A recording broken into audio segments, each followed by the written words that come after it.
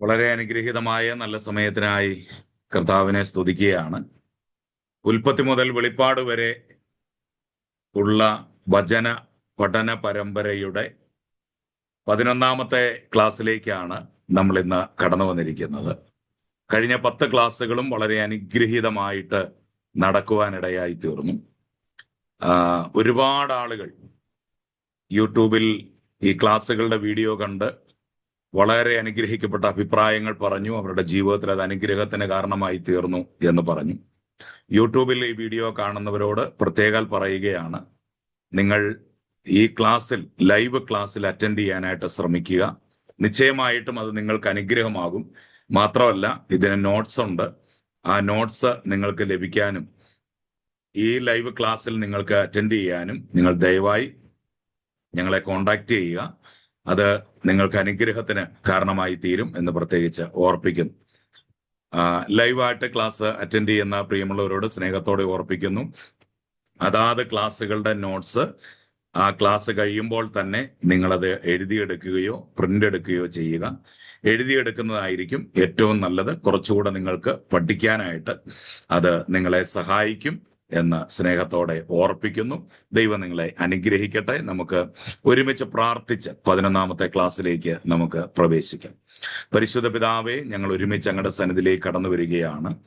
ദൈവത്തിന്റെ വചനം പഠിക്കുവാൻ കർത്താവ് ഞങ്ങൾക്ക് ഒരുക്കുന്ന നല്ല അവസരങ്ങൾക്കായി, സമയത്തിനായി ഞങ്ങൾ അങ്ങേക്ക് നന്ദി പറയുന്നു. കർത്താവെ, ഈ ലോകത്ത് ഒരുപാട് ശബ്ദങ്ങൾ ഞങ്ങളെ അസ്വസ്ഥമാക്കുമ്പോൾ, ഞങ്ങളെ വേദനിപ്പിക്കുമ്പോൾ, ഞങ്ങൾക്ക് ആശ്വാസം നൽകുന്ന, ബലം നൽകുന്ന, ധൈര്യം നൽകുന്ന അങ്ങയുടെ വചനത്തിലേക്ക് ശ്രദ്ധ തിരിക്കുവാൻ കർത്താവ് ഞങ്ങൾക്ക് ഒരുക്കുന്ന ഈ നല്ല സമയങ്ങൾക്കായി ഞങ്ങൾ നന്ദി പറയും. ഇന്ന് ഞങ്ങൾ പഠിക്കുന്ന കാര്യങ്ങളൊക്കെയും ഞങ്ങളുടെ ഹൃദയത്തിൽ ആഴമായി പതിയപ്പെടാൻ ദൈവം സഹായിക്കണമേ. ഞങ്ങളുടെ ഹൃദയദൃഷ്ടി പ്രകാശിക്കുവാൻ ദൈവം ഇടവരുത്തണം. ദൈവിക ജ്ഞാനത്താൽ ദൈവം ഞങ്ങളെ നിറയ്ക്കണം. ദൈവകൃപ കൂടെയിരിക്കും. പ്രാർത്ഥന കേട്ടതിനായി സ്തോത്രം, യേശുവിൻ നാമത്തിൽ തന്നെ. ആമേൻ, ആമേൻ, ആമേൻ. നമ്മൾ 11ാമത്തെ ക്ലാസ്സിലേക്കാണ് പ്രവേശിക്കുന്നത്. കഴിഞ്ഞ ക്ലാസ്സിൽ 10ാമത്തെ ക്ലാസ്സിന്റെ അവസാനം നമ്മൾ പറഞ്ഞ് പഠിച്ച് അവസാനിച്ച ഭാഗം സമാഗമന കൂടാരത്തെ കുറിച്ചാണ്.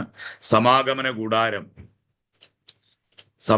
കൂടാരം ഒരു മനുഷ്യന്റെ നിഴലാണ് എന്ന് പറഞ്ഞ് ആ ഭാഗത്തോടെയാണ് നമ്മൾ അവസാനിപ്പിക്കുന്നത്. കൂടാരത്തിന് 3 ഭാഗങ്ങളാണ് ഉണ്ടായിരുന്നത്: വിശുദ്ധ സ്ഥലം, അതിവിശുദ്ധ സ്ഥലം, പ്രാകാരം. അതായത് പ്രാകാരം, വിശുദ്ധ സ്ഥലം, അതിപരിശുദ്ധ സ്ഥലം. ഇങ്ങനെ 3 ഭാഗങ്ങളാണ് സമാഗമന കൂടാരത്തിന് ഉണ്ടായിരുന്നത്. ഇത് ഒരു മനുഷ്യന്റെ വ്യക്തിത്വത്തിലെ 3 ഘടകങ്ങളാണ്: ആത്മാവ്, പ്രാണൻ, ദേഹം എന്നീ 3 ഘടകങ്ങളോട് ചേർത്താണ് നമ്മളതിനെ പഠിക്കുവാനിടയായി തീർന്നത്. 1 തെസ്സലോനിക്കർ 5:23 ആണ് ആ ഭാഗം നമ്മൾ കാണുവാനിടയായി തീർന്നത്. ആ ഭാഗത്തെക്കുറിച്ച് വിശദമായി പറഞ്ഞുകൊണ്ടാണ് നമ്മൾ 10ാമത്തെ ക്ലാസ് അവസാനിപ്പിക്കുന്നത്. ആത്മാവ്, പ്രാണൻ, ദേഹം. നമ്മൾ പലപ്പോഴും പറയുന്ന വാക്ക് ദേഹം, ദേഹി, ആത്മാവ് എന്നുള്ള വാക്കാണ് നമ്മൾ സാധാരണ ഉപയോഗിക്കുന്നത്. എന്നാൽ ബൈബിളിൽ അങ്ങനെ ഒരു ഓർഡർ ഇല്ല എന്നും, ബൈബിളിലുള്ള ഓർഡർ ഇതാണ്: ആത്മാവ്, ദേഹി, ദേഹം, അല്ലെങ്കിൽ ആത്മാവ്, പ്രാണൻ, ദേഹം. ഈ ഒരു ഓർഡറിലാണ് ബൈബിളിൽ നമുക്ക് കാണാൻ കഴിയുന്നത് എന്ന് പറഞ്ഞുമാണ് നമ്മൾ കഴിഞ്ഞ 10ാമത്തെ ക്ലാസ് നമ്മൾ അവസാനിപ്പിച്ചത്. ഇന്ന് നമ്മൾ 11ാമത്തെ ക്ലാസ്സിലേക്ക് പ്രവേശിക്കുകയാണ്. സമാഗമന കൂടാരത്തിന്റെ അതിവിശുദ്ധ സ്ഥലത്ത് ദൈവം വസിക്കുന്നത് കാണിക്കുന്നത് നമ്മുടെ ആത്മാവിൽ അവിടുന്ന് വസിക്കാൻ ആഗ്രഹിക്കുന്നു എന്നതിനെയാണ്. ഈ പഴയ നിയമത്തിൽ നമ്മൾ കാണുന്ന എല്ലാ ഭാഗങ്ങളും പുതിയ നിയമ ഭാഗത്തിന്റെ നിഴലായിട്ടാണ് നമുക്കിതിനെ കാണാനായിട്ട് സാധിക്കുന്നത്. അപ്പൊ ഈ സമാഗമന കൂടാരത്തിന്റെ അതിവിശുദ്ധ സ്ഥലത്ത് ദൈവം വസിക്കുന്നു എന്നത് ഇന്ന് നമ്മളെ കാണിക്കുന്ന എന്താണ്? നമ്മുടെ ആത്മാവിൽ ദൈവം വസിക്കാൻ ആഗ്രഹിക്കുന്നു എന്നുള്ളതാണ്. നമ്മുടെ സത്തയിലെ ഏറ്റവും ആഴമേറിയ ഭാഗം നമ്മുടെ പ്രാണനല്ല.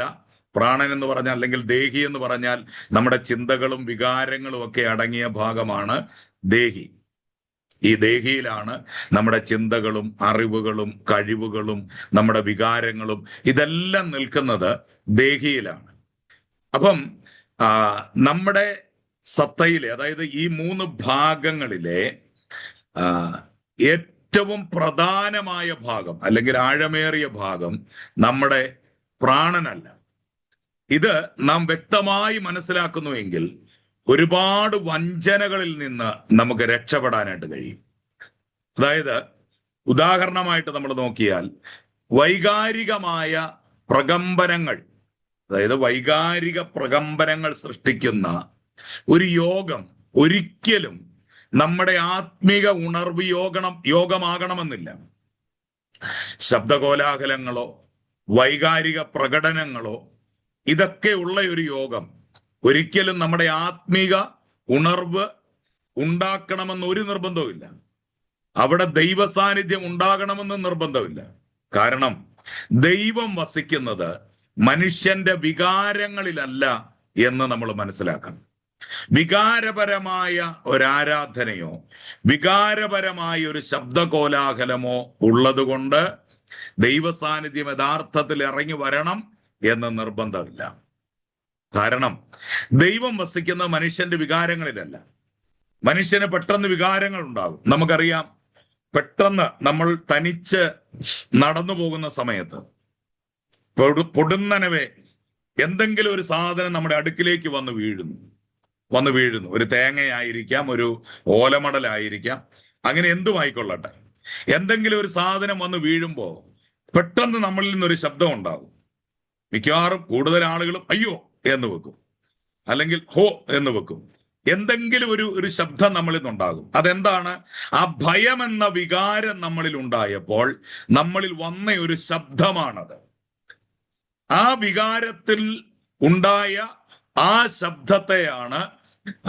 ശബ്ദം പോലെയാണ് പലപ്പോഴും വികാരതലത്തിൽ ഉണ്ടാകുന്ന ശബ്ദകോലാഹലങ്ങൾ, അതായത് അങ്ങനെ ഉണ്ടാകുന്ന ബഹളങ്ങൾ. അപ്പൊ അതില് ദൈവം എന്ത് ചെയ്യുന്നില്ല? ദൈവ സാന്നിധ്യം അവിടെ വസിക്കുന്നില്ല. അപ്പൊ വികാരങ്ങളിലല്ല ദൈവത്തിന്റെ സാന്നിധ്യം ഇറങ്ങി വരുന്നത്. ബുദ്ധിപരമായ വളരെ വിശകലനം ചെയ്ത് ദൈവവചനം പഠിക്കുന്ന ഒരു യോഗവും ആത്മീക യോഗമാകണമെന്ന് ഒരു നിർബന്ധവുമില്ല.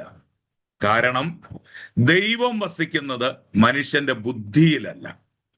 നിങ്ങൾ വളരെ ശ്രദ്ധയോടെ ഇത് മനസ്സിലാക്കണം.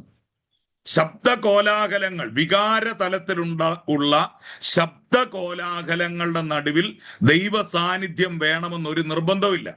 കാരണം എന്താണ്? ദൈവം വികാരങ്ങളിലല്ല വസിക്കുന്നത്. ഇനിയും വളരെ ശാന്തമായി വചനം പഠിപ്പിക്കുന്ന ഒരാത്മിക യോഗത്തിലും ദൈവ സാന്നിധ്യം ഉണ്ടാകണമെന്ന് നിർബന്ധമില്ല. കാരണം ദൈവം മനുഷ്യന്റെ ബുദ്ധിയിലല്ല വസിക്കുന്നത്. ഞാനിത് പറയുന്നത് വളരെ ശ്രദ്ധയോടെ കേട്ടെങ്കിൽ ഇത് മനസ്സിലാകത്തുള്ളൂ. അല്ലെങ്കിൽ നിങ്ങൾ പറയും വചനം പഠിപ്പിക്കുന്നിടത്ത് ദൈവ സാന്നിധ്യം ഇല്ല, അല്ലെങ്കിൽ ആരാധനയുള്ളിടത്ത് ദൈവ സാന്നിധ്യം. അങ്ങനല്ല ഞാൻ പറയുന്നത്. നമ്മുടെ വികാര തലത്തിലല്ല ദൈവ സാന്നിധ്യം ഇറങ്ങുന്നത്. നമ്മുടെ ബുദ്ധിയിലുമല്ല ദൈവ സാന്നിധ്യം വെളിപ്പെടുന്നത് എന്നുള്ള കാര്യം നമ്മൾ മനസ്സിലാക്കുക. കണ്ണിൽ നിന്ന് കാത് വ്യത്യസ്തമായിരിക്കുന്നത് പോലെ ആത്മാവ് പ്രാണനിൽ നിന്ന് വ്യത്യസ്തമാണ്. കണ്ണും ഒരവയവമാണ്, കാതും ഒരവയവമാണ്. ഇത് രണ്ടും നമുക്ക് അത്യാവശ്യവുമാണ്. പക്ഷെ ഇത് തമ്മിൽ വ്യത്യസ്തമാണ്, ഇത് തമ്മിൽ വ്യത്യാസമുണ്ട്. ഇതുപോലെയാണ് ആത്മാവ് പ്രാണനിൽ നിന്ന് വ്യത്യസ്തമായിരിക്കുന്നത്. കാതിന് നല്ല കേൾവിയുള്ള ഒരു വ്യക്തിയുടെ കണ്ണിന്റെ കാഴ്ച മോശമായിരിക്കുന്നത് പോലെ, ചില ആളുകൾക്ക് അങ്ങനെയല്ലേ? കാതിന് നല്ല കേൾവിയുണ്ട്, പക്ഷെ അവരുടെ കണ്ണിന്റെ കാഴ്ചയ്ക്ക് പ്രശ്നം ഉണ്ടാവും. ചില ആളുകൾക്ക് കാഴ്ചയ്ക്ക് ഒരു പ്രശ്നവും കാണത്തില്ല, പക്ഷെ കാതിന്റെ കേൾവിക്ക് പ്രശ്നമുണ്ടായിരിക്കും. ഇതുപോലെയാണ്.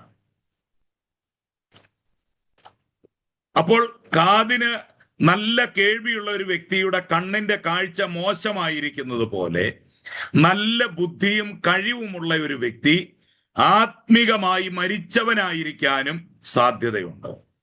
അപ്രകാരം തന്നെ വൈകാരികമായ ചലനങ്ങളോടെ ദൈവത്തെ സ്തുതിക്കുന്ന ഒരു വ്യക്തി ഹൃദയത്തിൽ അശുദ്ധനായിരിക്കാം.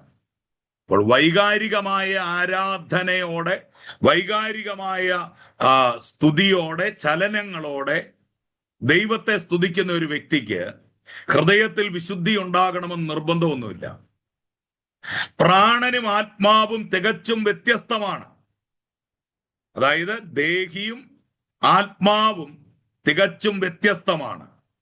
ഇതിന്റെ വ്യത്യാസം നമ്മൾ പലപ്പോഴും പഠിക്കുന്നില്ല എന്നുള്ളതാണ്. ദേഹിയെ പലപ്പോഴും നമ്മൾ ആത്മാവായിട്ട് തെറ്റിദ്ധരിക്കും. ദേഹി ഒരിക്കലും ആത്മാവല്ല. ദേഹി രണ്ടാമത്തെ ഒരു ഘടകം മാത്രമാണ്. ആദ്യത്തെ ദേഹം, 2 ദേഹി അല്ലെങ്കിൽ പ്രാണൻ, 3 ആത്മാവ്.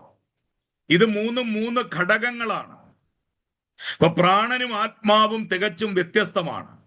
ദൈവം ഒരിക്കലും നമ്മുടെ പ്രാണനിൽ വസിക്കുന്നില്ല. നമ്മുടെ പ്രാണനിലല്ല ദൈവം വസിക്കുന്നത്. ഈ സത്യം നാം ഗ്രഹിക്കുന്നത് ഇന്ന് അനേകം പ്രസംഗകർക്ക് സംഭവിച്ചിരിക്കുന്ന മനഃശാസ്ത്രപരമായ, വൈകാരികമായ, ബുദ്ധിപരമായ വഞ്ചനയിൽ നിന്ന് നമ്മളെ രക്ഷിക്കും. ഈ ഒരു സത്യം നമ്മൾ പഠിച്ചാൽ ഇത് നമുക്കൊരു രക്ഷയായിരിക്കും. സമാഗമന കൂടാരത്തിന്റെ പ്രാകാരത്തിന് 150 അടി നീളവും 75 അടി വീതിയും ഉണ്ടായിരുന്നു. സമാഗമന കൂടാരത്തിന്റെ പ്രാകാരത്തിന് 150 അടി നീളവും 75 അടി വീതിയും ഉണ്ടായിരുന്നു. എന്നാൽ പാളയവുമായി താരതമ്യം ചെയ്യുമ്പോൾ ഇത് വളരെ ചെറുതായിരുന്നു. ചുറ്റുപാടുമുള്ള ലോകത്തെക്കാൾ സഭയും കൂട്ടായ്മയും തീരെ ചെറുതായിരിക്കുന്നത് പോലെ പുറത്തെ പ്രാകാരത്തിന്റെ അങ്ങേ തലയ്ക്കൽ 45 അടി നീളം 15 അടി വീതിയുള്ള ഒരു കൂടാരം കാണാം. അതിന് 2 ഭാഗങ്ങളുണ്ട്. നിങ്ങൾ ശ്രദ്ധിക്കണം, ഇവിടെ 150 അടി നീളവും 75 അടി വീതിയും പ്രാകാരത്തിന് ദൈവം കൽപ്പിച്ച പ്രകാരമുള്ള പ്രാകാരമാണ്. ഇത് പാളയവുമായി താരതമ്യം ചെയ്യുമ്പോൾ വളരെ ചെറുതാണ്, വളരെ ചെറുതാണ്. ഇതൊരു ആത്മീക മർമ്മമാണ് നമ്മളെ പഠിപ്പിക്കുന്നത്. ചുറ്റുമുള്ള ലോകത്തേക്കാൾ സഭയും കൂട്ടായ്മയും തീരെ ചെറുതായിരിക്കും. ഇതുപോലെയാണ് ദൈവം അത് വിഭാവനം ചെയ്തിരിക്കുന്നത്. ഓക്കെ, ഇനി പ്രാകാരത്തിന്റെ അങ്ങേ തലയ്ക്കൽ 45 അടി നീളം 15 അടി വീതിയുള്ള ഒരു കൂടാരം കാണാം. അതിന് 2 ഭാഗങ്ങളുണ്ട്. 30 അടി നീളവും 15 അടി വീതിയുമുള്ള ആദ്യ ഭാഗത്തെ വിശുദ്ധ സ്ഥലം എന്ന് വിളിക്കുന്നു. വിശുദ്ധ സ്ഥലത്തിന്റെ വലിപ്പം ശ്രദ്ധിച്ചോ. 30 അടി നീളം 15 അടി വീതിയുമുള്ള ഒന്നാമത്തെ ഭാഗം, ആദ്യത്തെ ഭാഗം വിശുദ്ധ സ്ഥലം. പ്രാകാരത്തിന്റെ നീളം വീതി നമ്മൾ കണ്ടു. ഇനിയും വിശുദ്ധ സ്ഥലം 30 അടി നീളവും 15 അടി വീതിയുമായിരുന്നു വിശുദ്ധ സ്ഥലത്തിന്. 15 അടി സമചതുരത്തിലുള്ള 2ാം ഭാഗത്തെ അതിവിശുദ്ധ സ്ഥലമെന്ന് വേർതിരിക്കുന്നു. അതിന്റെ അടുത്ത ഭാഗമാണ് അതിവിശുദ്ധ സ്ഥലം അല്ലെങ്കിൽ അതിപരിശുദ്ധ സ്ഥലം എന്നൊക്കെ വിളിക്കുന്ന ഭാഗം. അതിന്റെ വ്യാപ്തി 15 അടി സമചതുരത്തിലുള്ള ഒരു ഭാഗമായിരുന്നു അത്. കൂടാരത്തിന്റെ ഉയരം 15 അടിയായിരുന്നു. കൂടാരത്തിന്റെ ഉയരം 15 അടിയായിരുന്നു. അങ്ങനെ വരുമ്പോൾ അതിവിശുദ്ധ സ്ഥലം നീളവും വീതിയും ഉയരവും 15 അടി വീതമുള്ള ഒരു സമചതുരക്കട്ടയ്ക്ക് സമാനമായ ഒരു മുറിയായിരുന്നു. നിങ്ങളുടെ മനസ്സിലേക്ക് അത് വരട്ടെ. അതിവിശുദ്ധ സ്ഥലം നീളവും വീതിയും ഉയരവുമെല്ലാം 15 അടി വീതമുള്ള ഒരു സമചതുരക്കട്ട പോലെ ഇരിക്കുന്ന ഒരു മുറിയായിരുന്നു.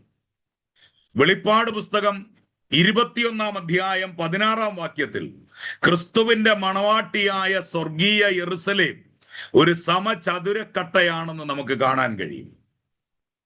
കണ്ടോ? ദൈവത്തിന്റെ വചനം കണക്റ്റഡ് ആകുന്നത് കണ്ടോ? പുറപ്പാട് പുസ്തകത്തിൽ നിന്ന് നേരെ വെളിപ്പാട് പുസ്തകത്തിലേക്ക് വചനം പോകുന്നത് കണ്ടോ? അവിടെ കാണുന്നത് 21-ാം അധ്യായം 16-ാം വാക്യത്തിൽ, വെളിപ്പാട് പുസ്തകം 21-ാം അധ്യായം 16-ാം വാക്യത്തിൽ ക്രിസ്തുവിന്റെ മണവാട്ടിയായ സ്വർഗീയ യെരൂശലേം ഒരു സമചതുര കട്ട പോലെയാണ് നമുക്കവിടെ കാണാൻ കഴിയുന്നത്. 1500 മൈൽ നീളം, 1500 മൈൽ വീതി, 1500 മൈൽ ഉയരം, ഒരു സമചതുരക്കട്ട. അതിന്റെ വീതിയും നീളവും ഉയരവും ഒരുപാട് കൂടിയെങ്കിലും ഇതൊരു സമചതുരക്കട്ട പോലെയാണ് നമുക്ക് കാണാനായിട്ട് കഴിയുന്നത്. ഇത് സൂചിപ്പിക്കുന്നത് ഒരു വ്യക്തിയുടെ ആന്തരിക ജീവിതവും ബാഹ്യ ജീവിതവും സമാസമമല്ലെങ്കിൽ അവന് ദൈവ സാന്നിധ്യത്തിൽ ജീവിക്കാൻ കഴിയില്ല എന്നുള്ളതാണ്. കണ്ടോ? നമ്മുടെ ആന്തരിക ജീവിതവും ബാഹ്യ ജീവിതവും ഇത് സമാസമമായിരിക്കണം. ആത്മിക ജീവിതം വേറൊരു വഴിയിലും ഭൗതിക ജീവിതം വേറൊരു വഴിയിലും, അല്ലെങ്കിൽ ബാഹ്യമായ ജീവിതം വേറൊരു വഴിയിലുമായി പോയാൽ ഒരിക്കലും അവിടെ ദൈവ സാന്നിധ്യം ഉണ്ടാകുകയില്ല. ബാഹ്യമായ ആത്മീയതയുടെ വേഷം മാത്രമുള്ള, മറ്റുള്ളവരെ കാണിക്കാൻ വേണ്ടി മാത്രം കാപട്യം കാണിക്കുന്നവരെ ദൈവം വെറുക്കുന്നു. അതായത് ബാഹ്യമായി ആത്മികത കാണിക്കുന്ന ആളുകളെ, മറ്റുള്ളവരെ കാണിക്കാൻ വേണ്ടി ആത്മീയതയുടെ വേഷം ധരിക്കുന്ന ആളുകളെ ദൈവത്തിന് വെറുപ്പാണ്, ദൈവത്തിന് ഇഷ്ടമല്ല. സമാഗമന കൂടാരത്തിന് ചുറ്റുമായി ഇസ്രായേൽ പാളയമടിച്ചിരുന്നു. സമാഗമന കൂടാരത്തിന്റെ ചുറ്റുമാണ് ഇസ്രായേൽ പാളയമടിച്ചിരുന്നത്. ഓരോ ഗോത്രത്തിനും പ്രത്യേക സ്ഥാനം നിർണയിച്ചിരുന്നു. ലേവിയുടെ മക്കളായ മെരാരി, ഗർശോം, കെഹാത്ത് എന്നിവരായിരുന്നു കൂടാരത്തിലെ കാര്യങ്ങൾ ശ്രദ്ധിച്ചിരുന്നത്.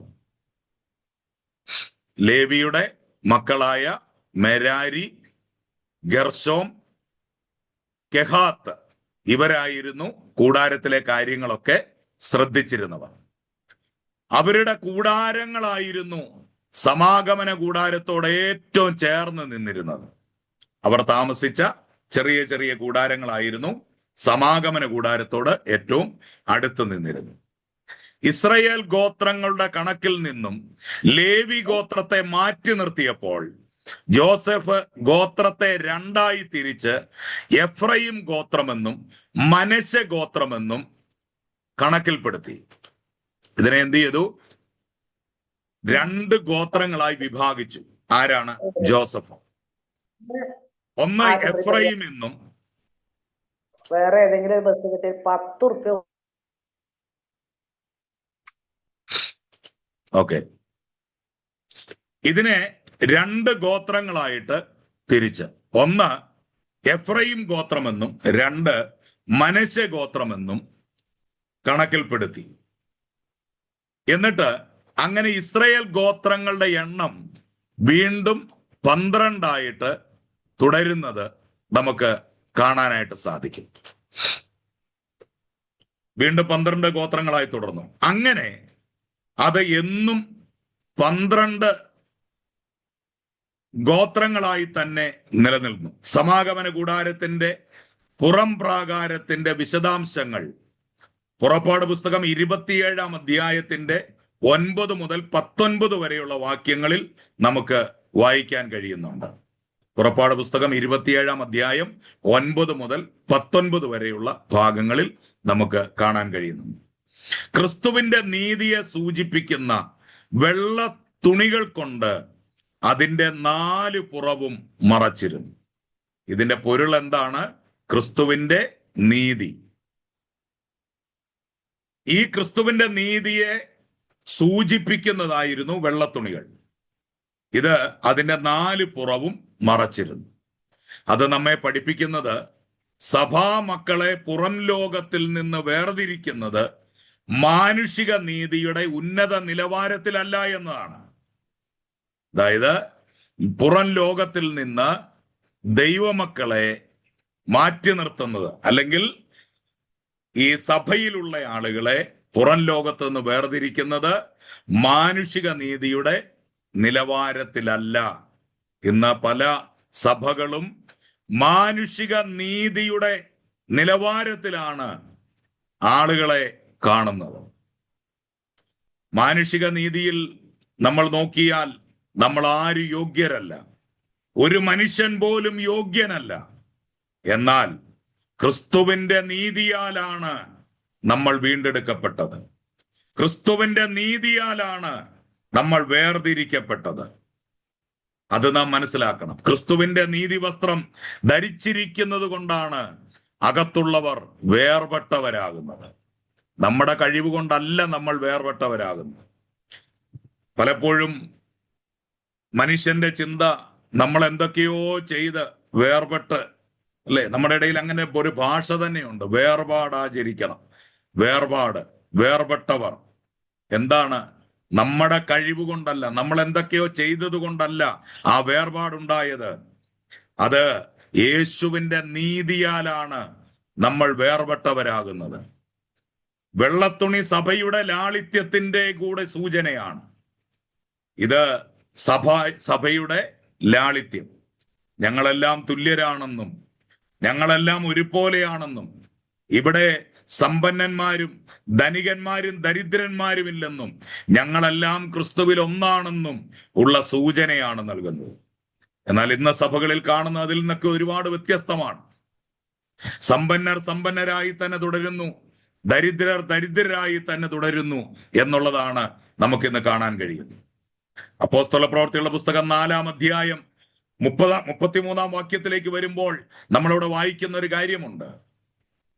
അവരെല്ലാവരും ഒരേ മനസ്സോടെ അവർ ദൈവസന്നിധിയിൽ കടന്നു വന്നു. അവരിൽ മുട്ടുള്ളവൻ ആരും ഉണ്ടായിരുന്നില്ല. അവരെന്ത് ചെയ്തു? അവർ പങ്കിട്ടു കൊടുത്തു.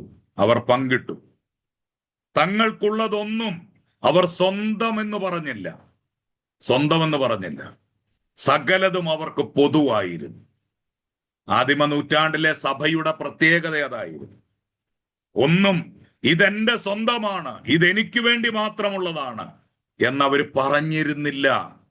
അങ്ങനെ ഒരു കാലഘട്ടം ഉണ്ടായിരുന്നു, അങ്ങനെ ഒരു സഭയുണ്ടായിരുന്നു. നമ്മുടെയൊക്കെ ആദിമ സഭ അങ്ങനെയായിരുന്നു. എന്നാൽ ഇന്ന് അതൊക്കെ മാറി. എനിക്ക് എന്റേത്, എന്റെ വീട്, എന്റെ കാറ്, എന്റെ പണം, എന്റെ എന്റെ എന്റെ എന്നൊരു മാനസികാവസ്ഥയിലേക്ക് ഇന്നത്തെ സഭ വന്നു ചേർന്നത് ദുഃഖകരമായ ഒരു കാര്യമാണ്. എന്നാൽ ദൈവവചനം നമ്മളെ പഠിപ്പിക്കുന്നത് അങ്ങനെ ആയിരുന്നില്ല. ആദിമ നൂറ്റാണ്ടിലെ സഭ അവരെല്ലാവരും പങ്കിടുന്നവരായിരുന്നു.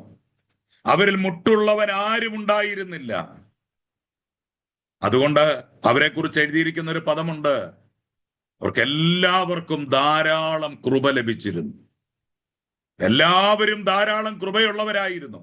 അതിന്റെ കാരണം എന്താണ്? അവർ പങ്കിടാൻ തയ്യാറായി എന്നുള്ളതാണ്. അവിടെ കൂടിയവനും കുറഞ്ഞവനും ഒന്നുമില്ല. അതുകൊണ്ടാണ് യാക്കോബിന്റെ ലേഖനത്തിൽ യാക്കോബ് പറയുന്നത്, ഒരുത്തൻ പൊന്മോതിരം അണിഞ്ഞ് ഒരു വിലയേറിയ വസ്ത്രമൊക്കെ ധരിച്ച് നിങ്ങളുടെ സഭയിൽ വരുമ്പോ അവനോട് സുഖേന ഇരുന്നാലും എന്ന് പറയുകയും, ഒരു ദരിദ്രൻ വരുമ്പോൾ അവനെ നീ ശ്രദ്ധിക്കാതെ പോവുകയും ചെയ്യരുത്, അത് ദൈവിക നീതിയല്ല എന്ന് പറയുന്നത് അതുകൊണ്ടാണ്. അപ്പോൾ എല്ലാവരും ഒരുപോലെയാണ്. സഭയുടെ ലാളിത്യത്തിന്റെ സൂചനയായിരുന്നു അത്. അതേസമയം ബാബിലോൺ എന്ന മഹാവേശിയുടെ മുഖമുദ്ര വെളിപ്പാട് പുസ്തകത്തിൽ ധൂമ്രവസ്ത്രവും ആഡംബരവുമായി ചിത്രീകരിച്ചിരിക്കുന്നു. കണ്ടോ? ഇവിടെ ആഡംബരത്തിന്റെ കളറും സഭയുടെ നീതിയുടെ ലാളിത്യത്തിന്റെ കളറും തമ്മിലുള്ള വ്യത്യാസം കണ്ടോ? ബാബിലോൺ ധൂമ്രവസ്ത്രം ധരിച്ച് അതിനെ ആഡംബരമായി ചിത്രീകരിക്കുകയാണ്. അതേ സ്ഥാനത്ത് ക്രിസ്തുവിന്റെ കാന്തയെ ലാളിത്യത്തിന്റെ പര്യായമായി പറഞ്ഞിരിക്കുന്നു. വെളിപ്പാട് പുസ്തകം 17-ാം അധ്യായം 4-ാം വാക്യവും 19-ാം അധ്യായം 8-ാം വാക്യവും നിങ്ങൾ ശ്രദ്ധയോടെ വായിച്ചു നോക്കുക. സമാഗമന കൂടാരത്തിന് ഒരു പ്രവേശന കവാടം മാത്രമായിരുന്നു ഉണ്ടായിരുന്നത്. സമാഗമന കൂടാരത്തിന് ഒരേ ഒരു പ്രവേശന കവാടം മാത്രമായിരുന്നു ഉണ്ടായിരുന്നത്. കിഴക്ക് ഭാഗത്ത് 30 അടി വീതിയിലുള്ള ഒരു മറശ്ശീല. ആർക്കും പ്രവേശനം അതിലൂടെ മാത്രമായിരുന്നു. ഒരേ ഒരു കവാടം, ഒരേ ഒരു വാതിൽ. ആരിതിനുള്ളിൽ പ്രവേശിക്കണമെങ്കിലും ഈ 30 അടി വീതിയിലുള്ള ഈ മറശ്ശീലയിലൂടെ വേണം അതിലേക്ക് പ്രവേശിക്കണമെങ്കിൽ. ഇത് കാണിക്കുന്നത് പിതാവിങ്കിലേക്കുള്ള പ്രവേശനം ക്രിസ്തുവിലൂടെ മാത്രമാണെന്നാണ്. യേശു പറഞ്ഞു, ഞാനാണ് വാതിൽ.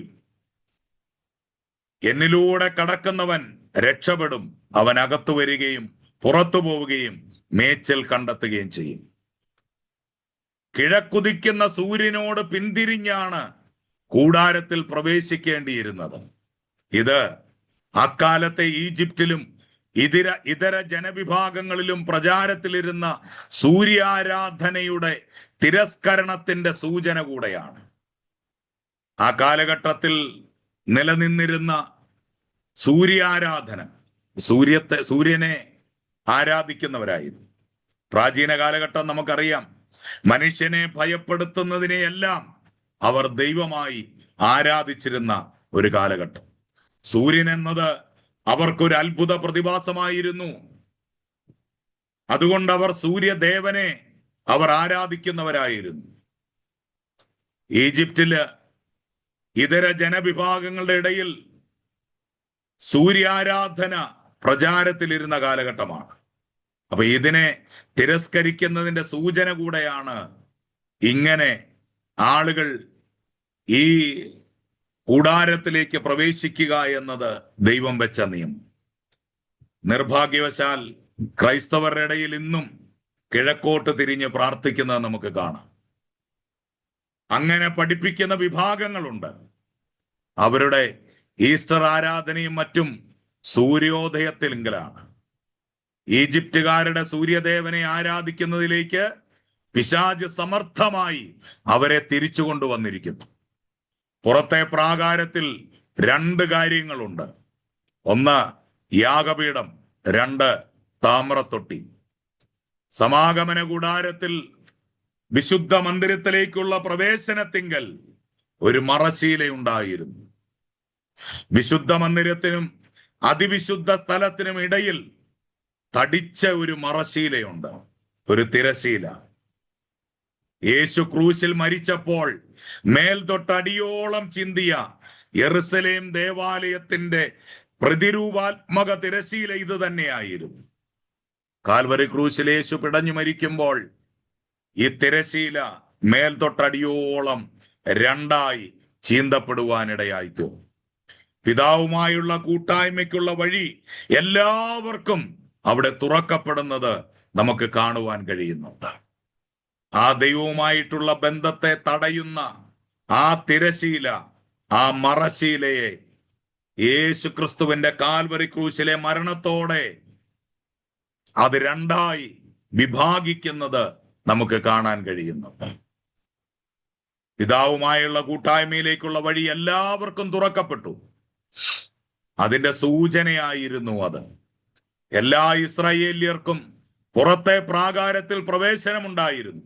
എന്നാൽ വിശുദ്ധ മന്ദിരത്തിലേക്ക് പുരോഹിതന്മാർക്ക് മാത്രമേ പ്രവേശിക്കാൻ കഴിയുമായിരുന്നു. വിശുദ്ധ സ്ഥലത്ത് ധൂപപീഠവും കാഴ്ചയപ്പത്തിന്റെ മേശയും നിലവിളക്കും വെച്ചിരുന്നു. അതിവിശുദ്ധ സ്ഥലത്തേക്ക് മഹാപുരോഹിതന് മാത്രമേ പ്രവേശനമുണ്ടായിരുന്നുള്ളൂ. അതും ആണ്ടിലൊരിക്കൽ മാത്രം, വർഷത്തിലൊരിക്കൽ മാത്രമാണ് അതിപരിശുദ്ധ സ്ഥലത്തേക്ക് മഹാപുരോഹിതന് മാത്രം കയറി ചെല്ലാൻ അനുവാദമുണ്ടായിരുന്നു. പാപപരിഹാര ദിനത്തിൽ പാപയാഗത്തിന്റെ രക്തവുമായി അവിടെ സാക്ഷ്യപെട്ടകം വെച്ചിരുന്നു. അതിനെ മൂടിയായി കൃപാസനവും അവിടെ ദൈവത്തിന്റെ തേജസ് കാണത്തക്കവണ്ണം പ്രത്യക്ഷമായിരുന്നു. കൂടാരവും പലകകളും 26 അധ്യായം 1 മുതൽ 27 വരെയുള്ള വാക്യങ്ങളിൽ സമാഗമന കൂടാരത്തിന്റെ വിശദാംശങ്ങൾ നമുക്കവിടെ കാണാനായിട്ട് കഴിയുന്നുണ്ട്. പുറപ്പാട് പുസ്തകം 26 അധ്യായം 1 മുതൽ 27 വരെയുള്ള വാക്യങ്ങളിൽ സമാഗമന കൂടാരത്തിന്റെ വിശദാംശങ്ങൾ നമുക്ക് കാണാനായിട്ട് കഴിയുന്നുണ്ട്. അത് പണിതിരുന്നത് അവിടെ സുലഭമായിരുന്ന വില കുറഞ്ഞ ഖദിരമരത്തിന്റെ പലകകളിൽ പൊന്നു പൊതിഞ്ഞിട്ടായിരുന്നു. അവിടെ വളരെ സുലഭമായി ഉണ്ടായിരുന്ന ഒരു വൃക്ഷമായിരുന്നു ഖദിരമരം. അതിന്റെ പലകകളിൽ പൊന്ന് പൊതിഞ്ഞായിരുന്നു ഇത് ഉണ്ടാക്കിയത്. ഇത് സൂചിപ്പിക്കുന്നത് ഒരേ സമയം യേശു ദൈവവും മനുഷ്യനുമായിരുന്നു എന്നാണ്. പൊന്ന് ദൈവത്തെ സൂചിപ്പിക്കുന്നു, മരം മനുഷ്യനെ സൂചിപ്പിക്കുന്നു. യേശു ഒരേ സമയത്ത് ദൈവവും മനുഷ്യനുമായിരുന്നു എന്നതിൻ്റെ സൂചനയാണ് ഇതിൽ നമ്മൾ കാണുന്നത്. ഖദിരമരത്തിന്റെ പലകകളിൽ പൊന്ന് പൊതിഞ്ഞായിരുന്നു പണിതിരുന്നത്. ഇതുപോലെ തന്നെ ദിവ്യ സ്വഭാവത്തിൽ കൂട്ടാളികളായി തീർന്ന മനുഷ്യരായി ഇന്നത്തെ വിശ്വാസികളുടെയും ചിത്രമാണിത്. 2 പത്രോസിന്റെ ലേഖനം 1 അധ്യായം 4 വാക്യത്തിൽ നമ്മൾ കാണുന്നു, ഓരോ പലകയ്ക്കും മരുഭൂമിയിലെ മണലിന്റെ നേരെ നിൽക്കുവാനായി 2 വെള്ളിക്കാലുകൾ വീതമുണ്ടായിരുന്നു. ഓരോ പലകയ്ക്കും 2 വെള്ളിക്കാലുകൾ വീതമുണ്ടായിരുന്നു.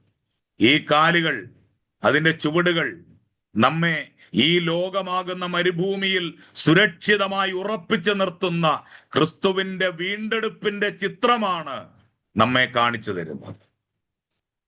പഴയ നിയമത്തിലെങ്ങും വെള്ളി വീണ്ടെടുപ്പിന്റെ ചിത്രമാണ്. പുറപ്പാട് പുസ്തകം 38 അധ്യായം 25, 27 വാക്യങ്ങൾ, 30 അധ്യായത്തിന്റെ 16 വാക്യത്തിലും വെള്ളി വീണ്ടെടുപ്പിന്റെ ചിത്രമായി നമുക്ക് കാണാനായിട്ട് സാധിക്കുന്നുണ്ട്. യൂദ കർത്താവിനെ ഉറ്റിക്കൊടുത്തതും 30 വെള്ളിക്കാശിനാണ്. 2 ചുവടുകൾ വിശ്വാസത്തെയും അനുസരണത്തെയും സൂചിപ്പിക്കുന്നു. ഓരോ പലകകളും താങ്ങി നിർത്തിയിരിക്കുന്നത് ഈ 2 വെള്ളിത്തൂണുകളിലാണ്. അപ്പൊ ഇത് നമ്മെ കാണിക്കുന്നത് വിശ്വാസത്തെയും അനുസരണത്തെയുമാണ് സൂചിപ്പിക്കുന്നത്. അത് ഓരോ വിശ്വാസിയിലും ഉണ്ടായിരിക്കേണ്ടതാണ്. ഈ ലോകമാകുന്ന മരുഭൂമിയിലെ നിലനിൽപ്പിന് അനുസരണം കൂടാതെ വിശ്വാസത്തിന് മാത്രം പ്രാധാന്യം നൽകുന്നവർ ഒറ്റക്കാലുള്ള പലക പോലെയായിരിക്കും. അനുസരണമില്ലാതെ വിശ്വാസത്തിന് മാത്രം പ്രാധാന്യം കൊടുത്താൽ ഒറ്റക്കാലുള്ള പലക പോലെയായിരിക്കും. അതുപോലെ തന്നെ വിശ്വാസം കൂടാതെയുള്ള അനുസരണത്തിന് ഊന്നൽ നൽകുന്നതും ഒറ്റക്കാലുള്ള ആ പലക പോലെയാണ്. നേരെ നിൽക്കാൻ കഴിയില്ല. ഈ 2 കാലുകൾ എന്തിനാണ് ഇതിന് ഊന്നുന്നത്? ഈ മരപ്പലകകൾ നേരെ നിൽക്കാൻ വേണ്ടിയാണ്.